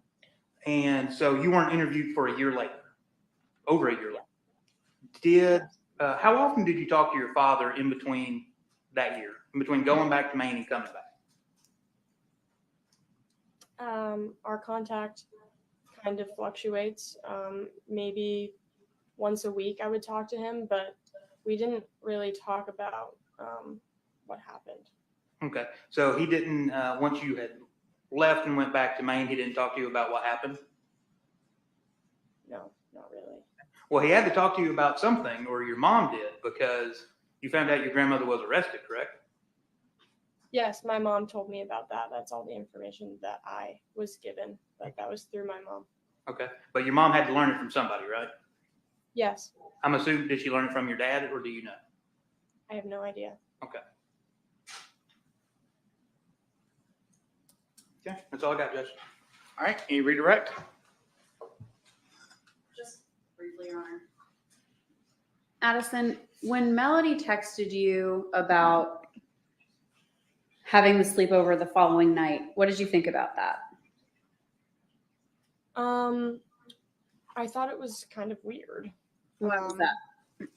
She never said no. That's all I have. Thank you. Addison, wasn't Wait, get up there first. it true that when you came down, that you were grounded?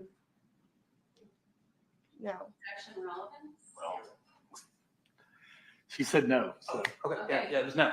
With, and also just one other thing.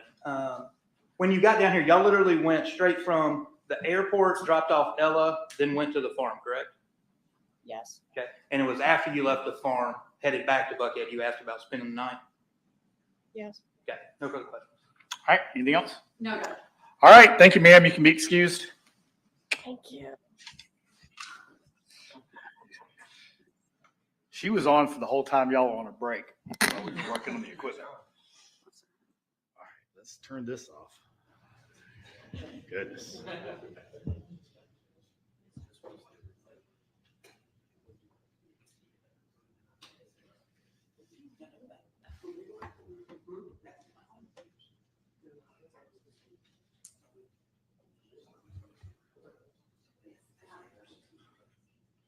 All right, y'all got anything else? All right, y'all need a break? Y'all good? All right. Yeah. We just talked about one piece of evidence. All right.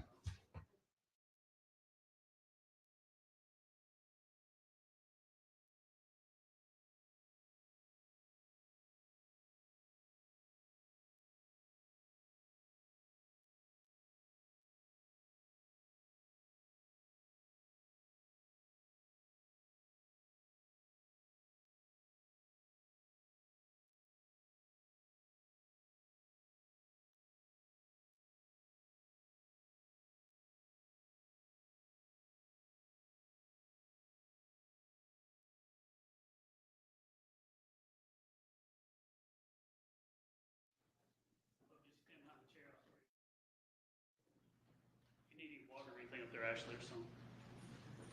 Raise your right hand. Yeah. Judge Matt McKinnon's okay? Go ahead. Do you solemnly swear or affirm that the evidence you about to present this matter shall be the truth, the whole truth, and nothing but the truth? So help you God. I do, sir. Go ahead and have a seat.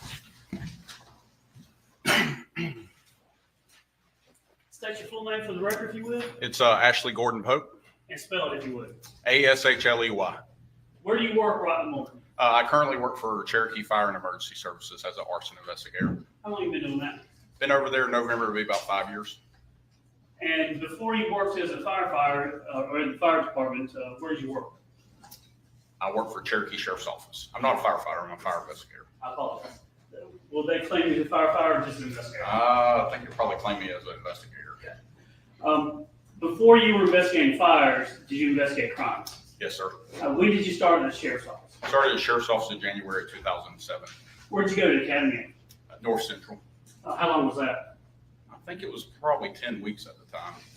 The jurors kind of heard how some people start out in the jail and stuff like that. Where did you Yes, start? sir. I started in the jail, worked in there about 18 months. And then after you got out of the jail, what'd you do? I was fortunate enough to transfer straight into Cherokee Narcotics C-Mans. What is C-Man? What's that? So Cherokee Multi-Agency Narcotics Squad. And you're a narcotics investigator? Yes, sir. Now, when you were dope, as we say, did you learn a bunch of different skills? Yes, sir, I did. What type of things did you do when you were in narcotics? I acted undercover, I managed informants, I worked street level narcotics, I worked drug trafficking organizations, things like that. Did you have to go undercover at all? Yes, sir, but the first year or so. Did you get disheveled and grow out your face, your beard, facial hair, and things like that? Yes, sir. Did you wear kind of dirty clothes at times and go and make drug deals? Yes, sir. Did you flip informants? Yes, sir.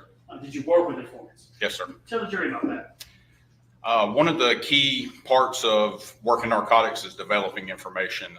That's done by utilizing people who are within the drug trade and cultivating them to become informants to provide information to further investigations and to cultivate other leads.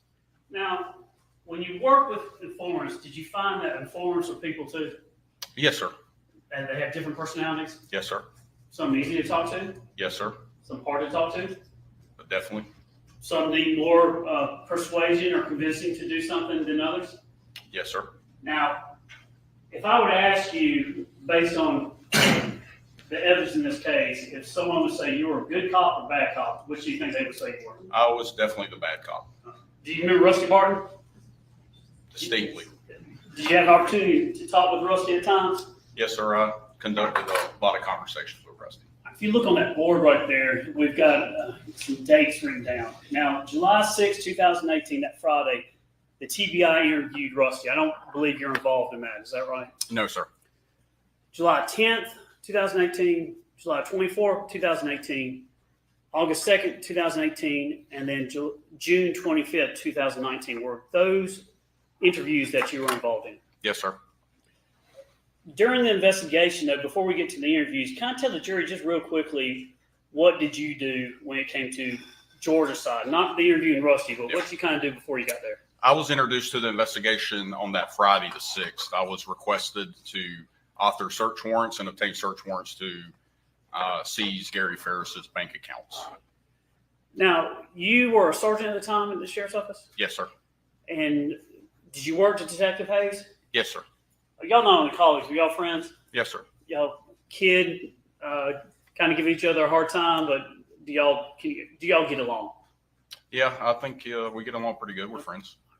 And when you work together, do y'all have similar styles or different styles? I think that we have complementary styles. Okay. You have skills and he has skills, different, but both have the ability to do certain things. Yes, sir. Was he the lead detective in the case? Yes, sir.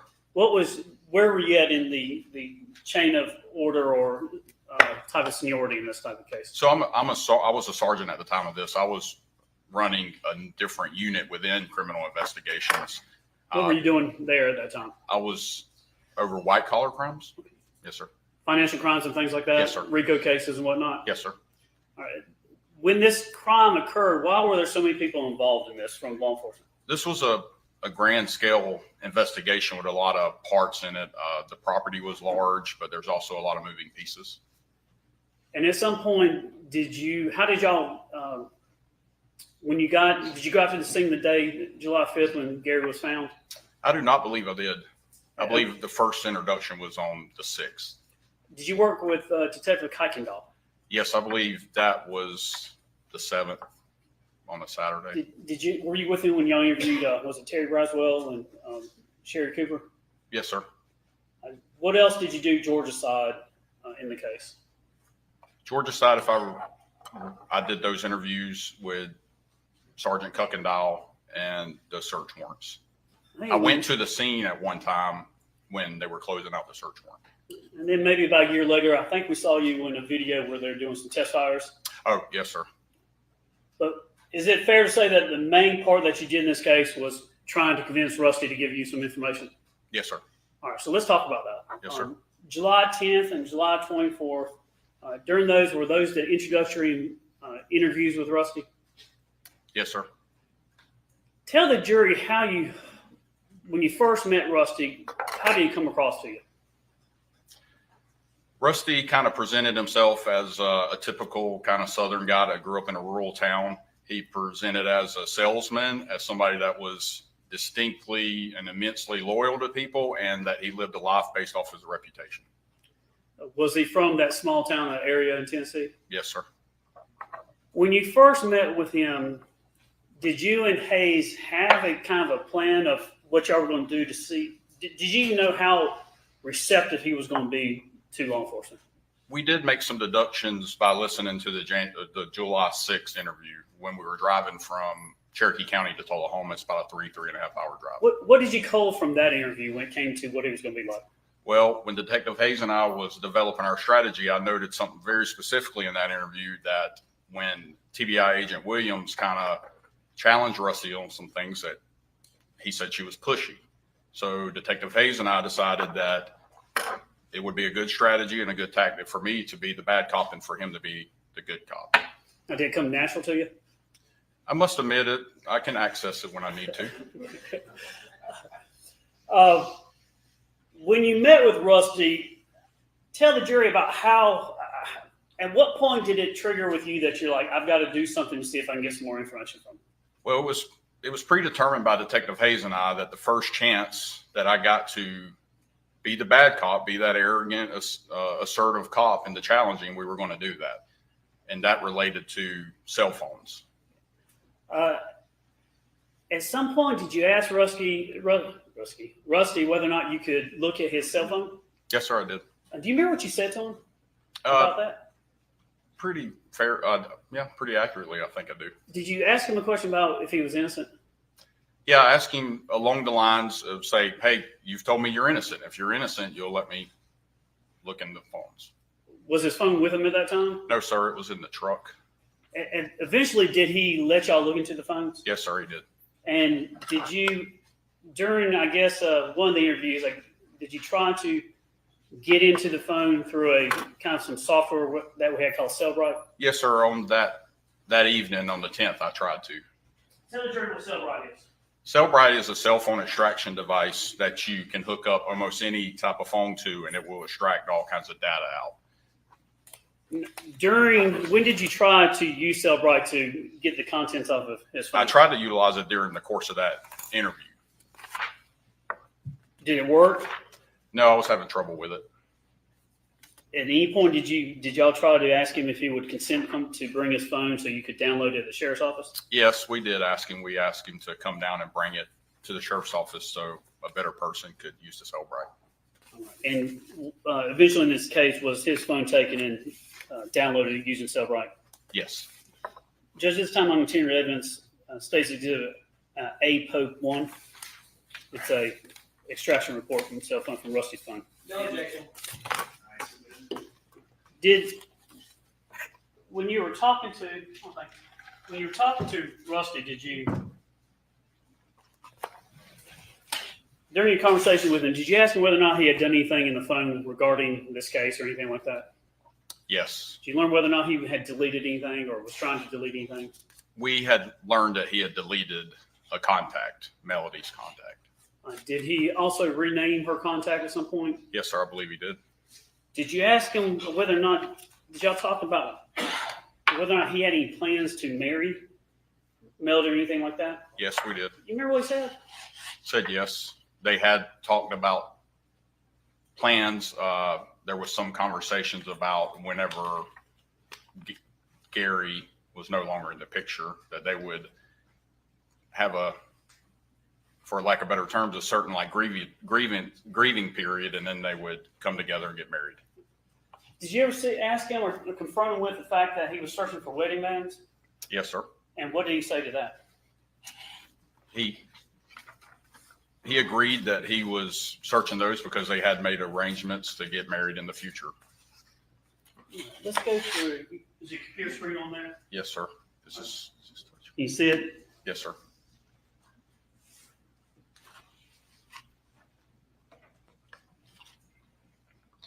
All right, this is what I want to do is I go through APOC 1.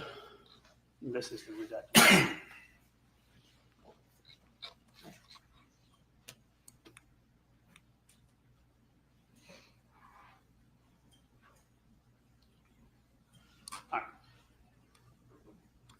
You see where it's got numbers, and this is not everything off the phone, just some things for trial, but search items, I'm talking about, I guess, basically 17 here. Do you see on this exhibit, there's a number column on the left side here? Yes, sir. You see the value here, where it talks about what was searched for? Yes, sir. And then this here has a time stamp. Do you see that? Yes, sir. As we go through these, is it correct that this is July 9th, 2018, and then it goes to the last two are June 28th of 2018. Do you see those dates? Yes, sir. So this would be things that he searched on his phone? Yes, sir. All right, first one talks about, what is that? Just busted. And Safari, what is that on your phone? That's a search engine. So the first couple of ones here, all the way through nine are just, I guess that was news things related to the case. Is that right? Yes, sir. All right, there was a search done on the 10th one here on July 9th, 2018. What was searched for there? If the police have your cell number, can they get all your text messages? I guess that would be several searches. And then, yes, sir. Then 16 and 17, what were those searches for? Plain gold wedding band, both days or both times. Now, number 16 and number 17, for the record, can you just tell us the date and the time that those were done? It's June 28th, 2018. 7:07 p.m. And June then- 28, 2018. And Gary's remains were found on July 5th, 2018. Yes, sir. I'd have to do the math. About the week before, I guess, is when this search for wedding rings was done. Yeah, 7 days maybe. All right.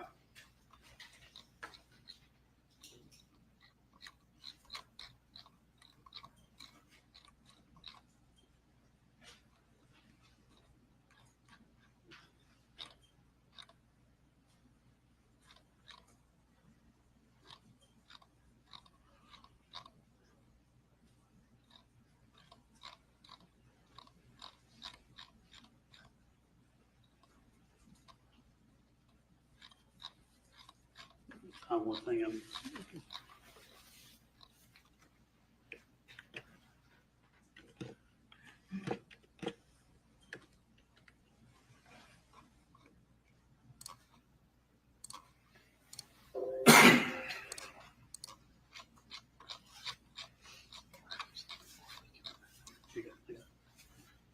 all right, here we go.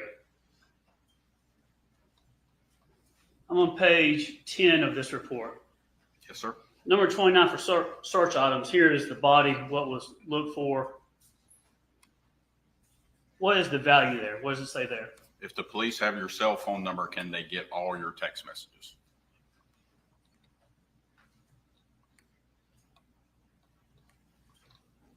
And there are several searches for that, is that right? Yes, sir. And then 36, it's a link on the internet that he was doing. What is the box here? What does that say? How police can get your deleted texts, like they got Kyle Navins. And then 38, the web history there. What is this one? If the police have your cell phone number, can they get all your text messages?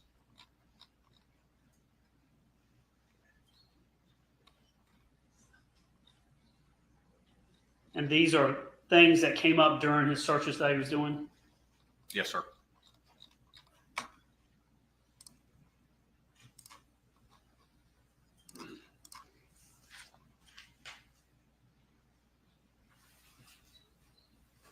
When you were talking to Rusty, did you, as the investigation developed, did y'all ever have to come back to him and get him to clarify more information? Yes, sir.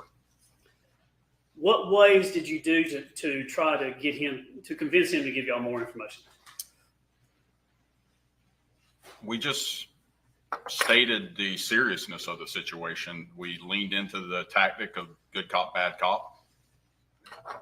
So, did you let him know the serious nature of the case? yes, sir, the serious nature of the case, the situation and how things were evolving.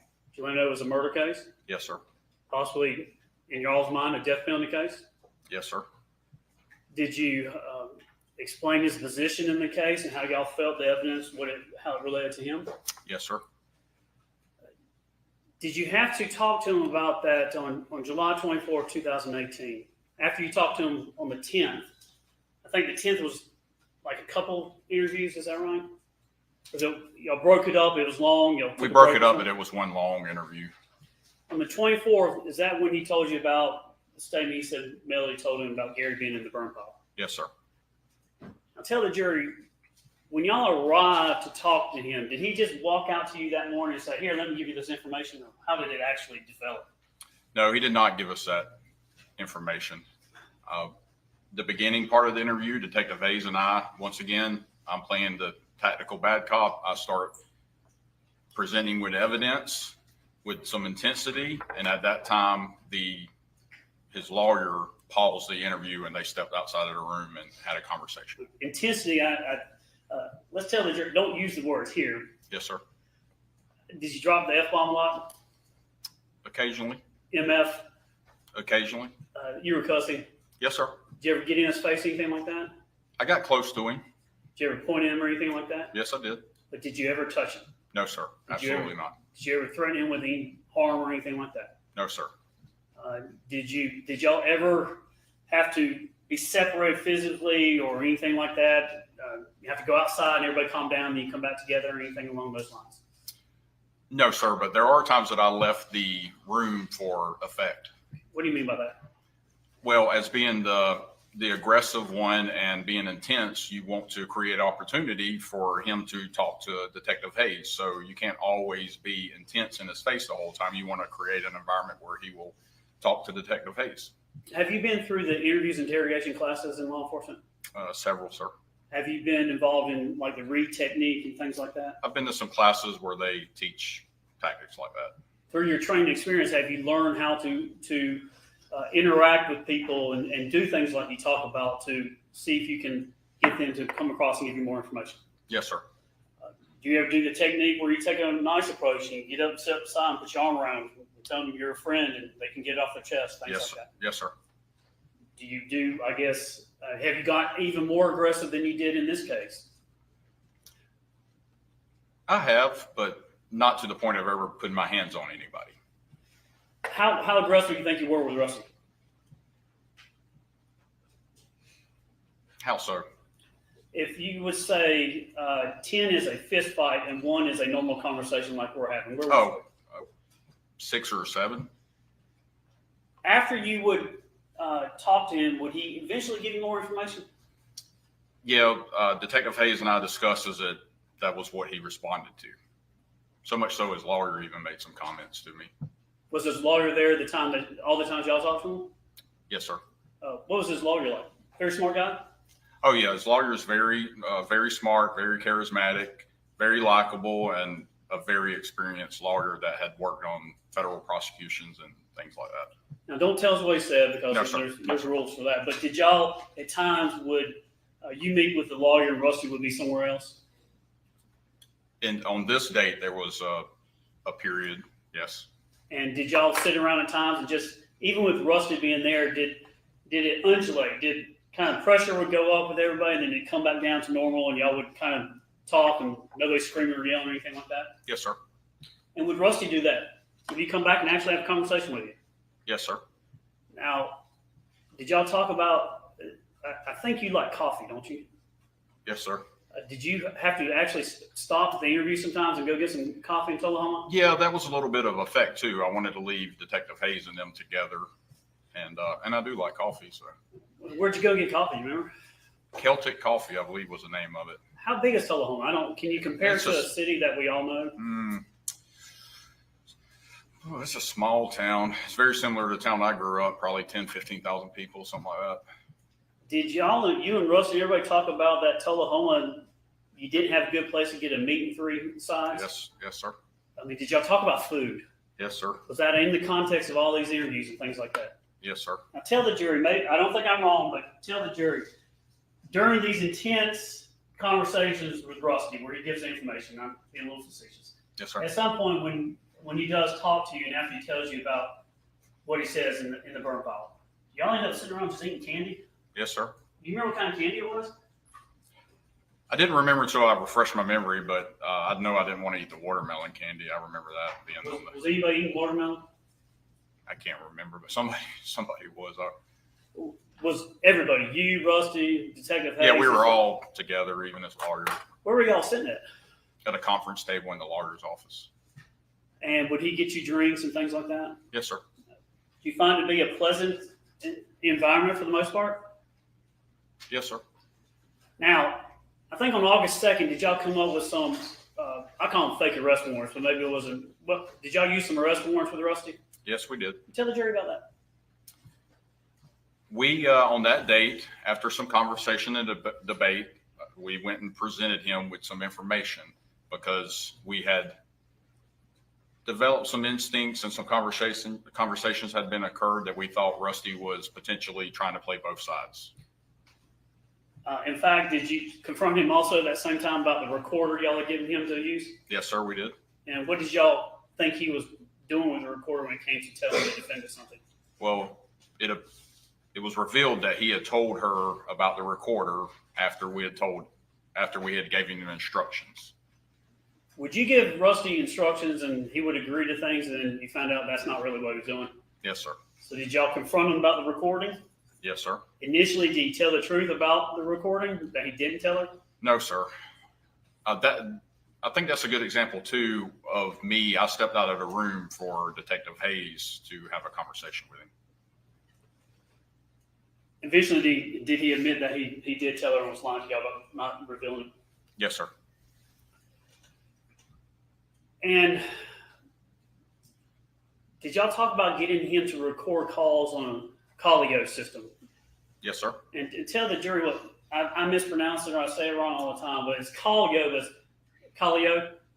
What is that system? I don't want to try to pronounce it because I mispronounced it, but yeah, it's an app that you can put on the phone that records conversations, and it also sends that to us real time, so we can listen to it.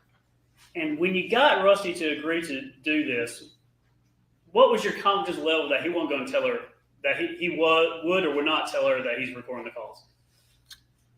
I believe we were confident that he wouldn't, but that changed as the interviews and conversations occurred.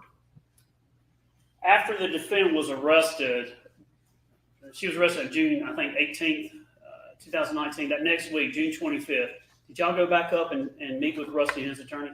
Yes, sir.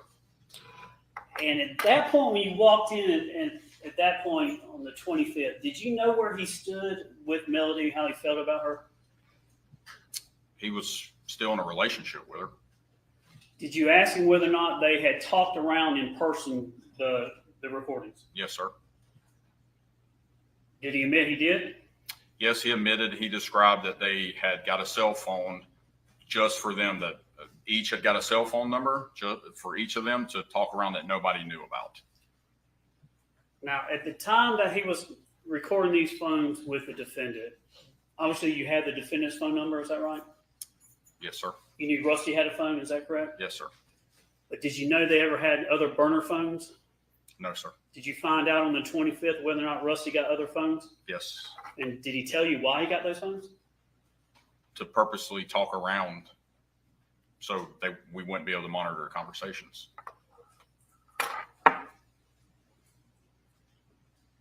On the 25th, did he, after y'all, is the procedure, I guess the development of that day correct? Y'all confirmed about the phone numbers, meeting in person, going outside on new cell phones. Then did he say he had something he wanted to clarify? Yes, sir, he did. And is that when he recanted the July 24th statement? Yes, sir. How did that make you feel? I kind of thought Rusty was selling me something that I wasn't willing to buy. And I didn't believe it. And at that point, did y'all part ways? Yes, sir. And it pretty much was it over with Rusty at that point? Yes, sir. Now, as the case has developed, and when it came to recordings that we have, was that basically what we talked about? Was that your role in this investigation? Yes, sir. And when you were working to do these things, like going up to Tennessee and dealing with Rusty, were you said people were advising, was that your superiors in your office? It's a team effort. We're always coming back to the office, kind of diagnosing what we have and explaining where we're at. And at the time you were you working with the district attorney's office, or was it mainly just the sheriff's office y'all were communicating? It's mainly the sheriff's office. So the things that y'all were doing, that was brainstorming among the sheriff's office? Yes, sir. And in this case, and I'm not trying to say his name or anything like that. I just want to make clear that when you were working with prosecutors in this case, Ms. Frankish and myself were not in the case originally. No, sir. It was someone else. Yes, sir. But your interaction with the DA's office, because did you talk to Rusty about talking to the DA's office? Yes, sir. Yeah. But you never promised him anything, did you? Absolutely not. Did you tell him that you could not promise him anything? Yeah, I explained that at detail. Did you explain that you can talk to the DA's office, but you have no control over anything? Yes, sir. And you understand as in law enforcement that can you lie to a suspect? You can. And when you lie to a suspect, why can you do that? Just to measure their truthfulness. We know facts about the case that they don't. Is it sometimes you do that to see if they will say something true? Occasionally. But when you lie to them, are you lying to them for the purpose of getting a true statement from them, the truth? Yes, sir. And the last thing I want you to do is I want to make sure the jury knows this. On the 24th, when Rusty talked about the burn pile. Yes, sir. And he did give you more information. Did you follow your training experience to make sure that you made it clear to him? You're not trying for him to make a case or tell you anything you want to hear. You're just after the truth. Yes, sir. Tell the jury how you would do that. Well, I would explain to Rusty and his lawyer while he's present that it's important for him to give us statements that we can try to vet or try to deem credible.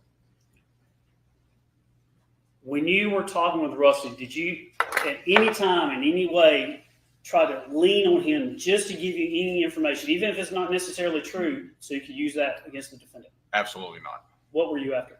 The truth. Nothing further.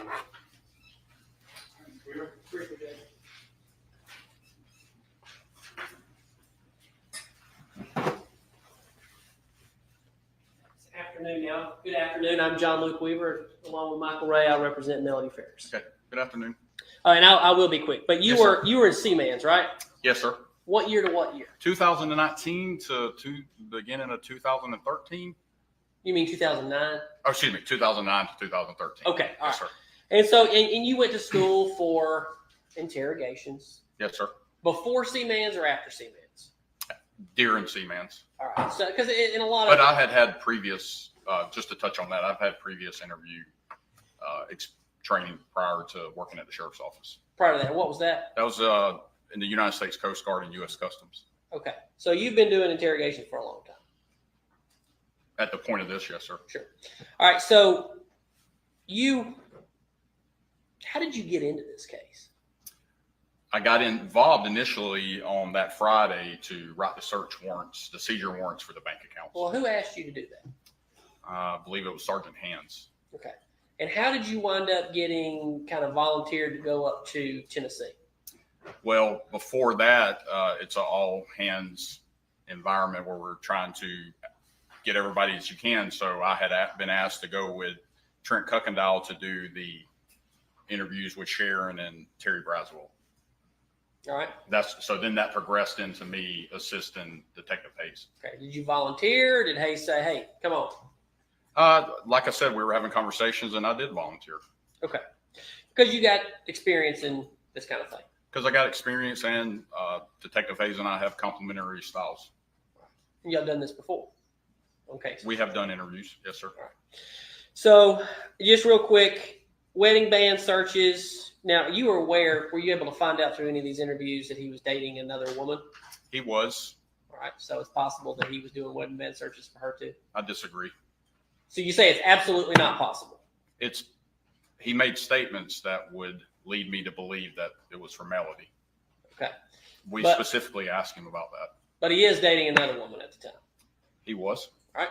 And when did you use the threat of the death penalty? It wasn't a threat, sir. All right. What did you say about the death penalty? The death penalty, what I said in that this was an evolving case and that Rusty was in a situation to provide information. As it progressed, if there was information that led that it was premeditated or other evidence, that it could be considered a death penalty case. All right. And you said that to him? Yes, sir. Okay. And then as this investigation progressed, you provided a false warrant where his name was on it, right? Yes, sir. And it was a warrant for conspiracy to commit murder? Conspiracy to commit murder and concealing the death, I believe. Okay. And you guys, and this is it's always interesting, and I don't think most people know this, but I'm going to ask it. So he said, you can lie to suspects and people that you're questioning, right? Yes, sir. But if they lie to you, then they've committed a crime, correct? Possibly. That's all I have, Judge. You ready? Yes, if I may. Let me make this clear. July 24, 2018, that's in the burn pile conversation that Rusty said, right? Yes, sir. Tell the jury what day y'all, to the best of your memory, what day did y'all present the arrest warrants to Rusty? That was on August the 2nd. After that date? Yes, sir. Yeah. And counsel asked you, could you lie to someone and can they lie? And basically it's not fair. You would agree, though, that if a suspect lies to you, they're lying to cover the truth, right? Yes, sir. And you're using a law enforcement technique to actually get to the truth. Yes, sir. Nothing further, man. No follow-up. All right, you sit down. All right, thank you, sir. All right, is this a good point to break for the day? All right. And we're going to stick with our plan to do other stuff the rest of the afternoon. All right. Y'all are excused for the afternoon. Y'all can have lunch on your own and do whatever you want to for the rest of the day, except look up anything about the case, talk to anyone about the case, Google anything about the case, etc. Y'all have a good weekend, and we'll see you Monday morning, same time, between 8:30 and 8:45. We'll be up and running by now. All right, y'all should be excused. Go Dogs.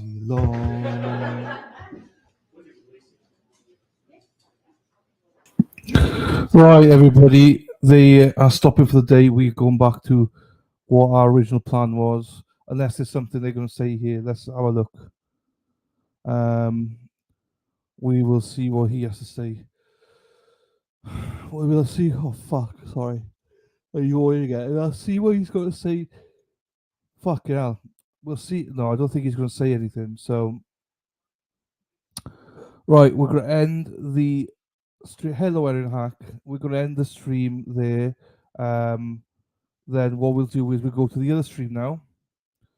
You should get redirected straight away. So the afternoon bit here, we don't know about the new evidence, Lady. We don't know. They're not discussing it. So what they're doing now, they're taking about a 2-hour break now, and then what they're going to do then is they got to go through some other stuff. It's not the new evidence they're discussing this afternoon. It's something completely different that was arranged before now, which we'll catch up on Monday. But it's not the new evidence, people. Before you think it is, it's not. So yeah. So they're not discussing that. That's all been done private. Even the judge doesn't know, by the sounds of it, what the new evidence was. Right. So I will close this down now then, and I will see you over in the new trial as they go out there. But as I say, this afternoon should be an hour and a half for them. But we'll play it on Monday to see.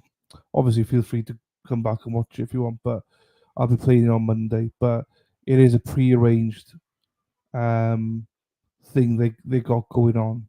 So it's nothing to do with the new evidence today or anything like that, in case you thought it was. Right, everybody, stop screen there. See you on the other stream. Bye-bye. Fuck, wrong one. End stream. Yeah, thank you, Sarah P. End stream.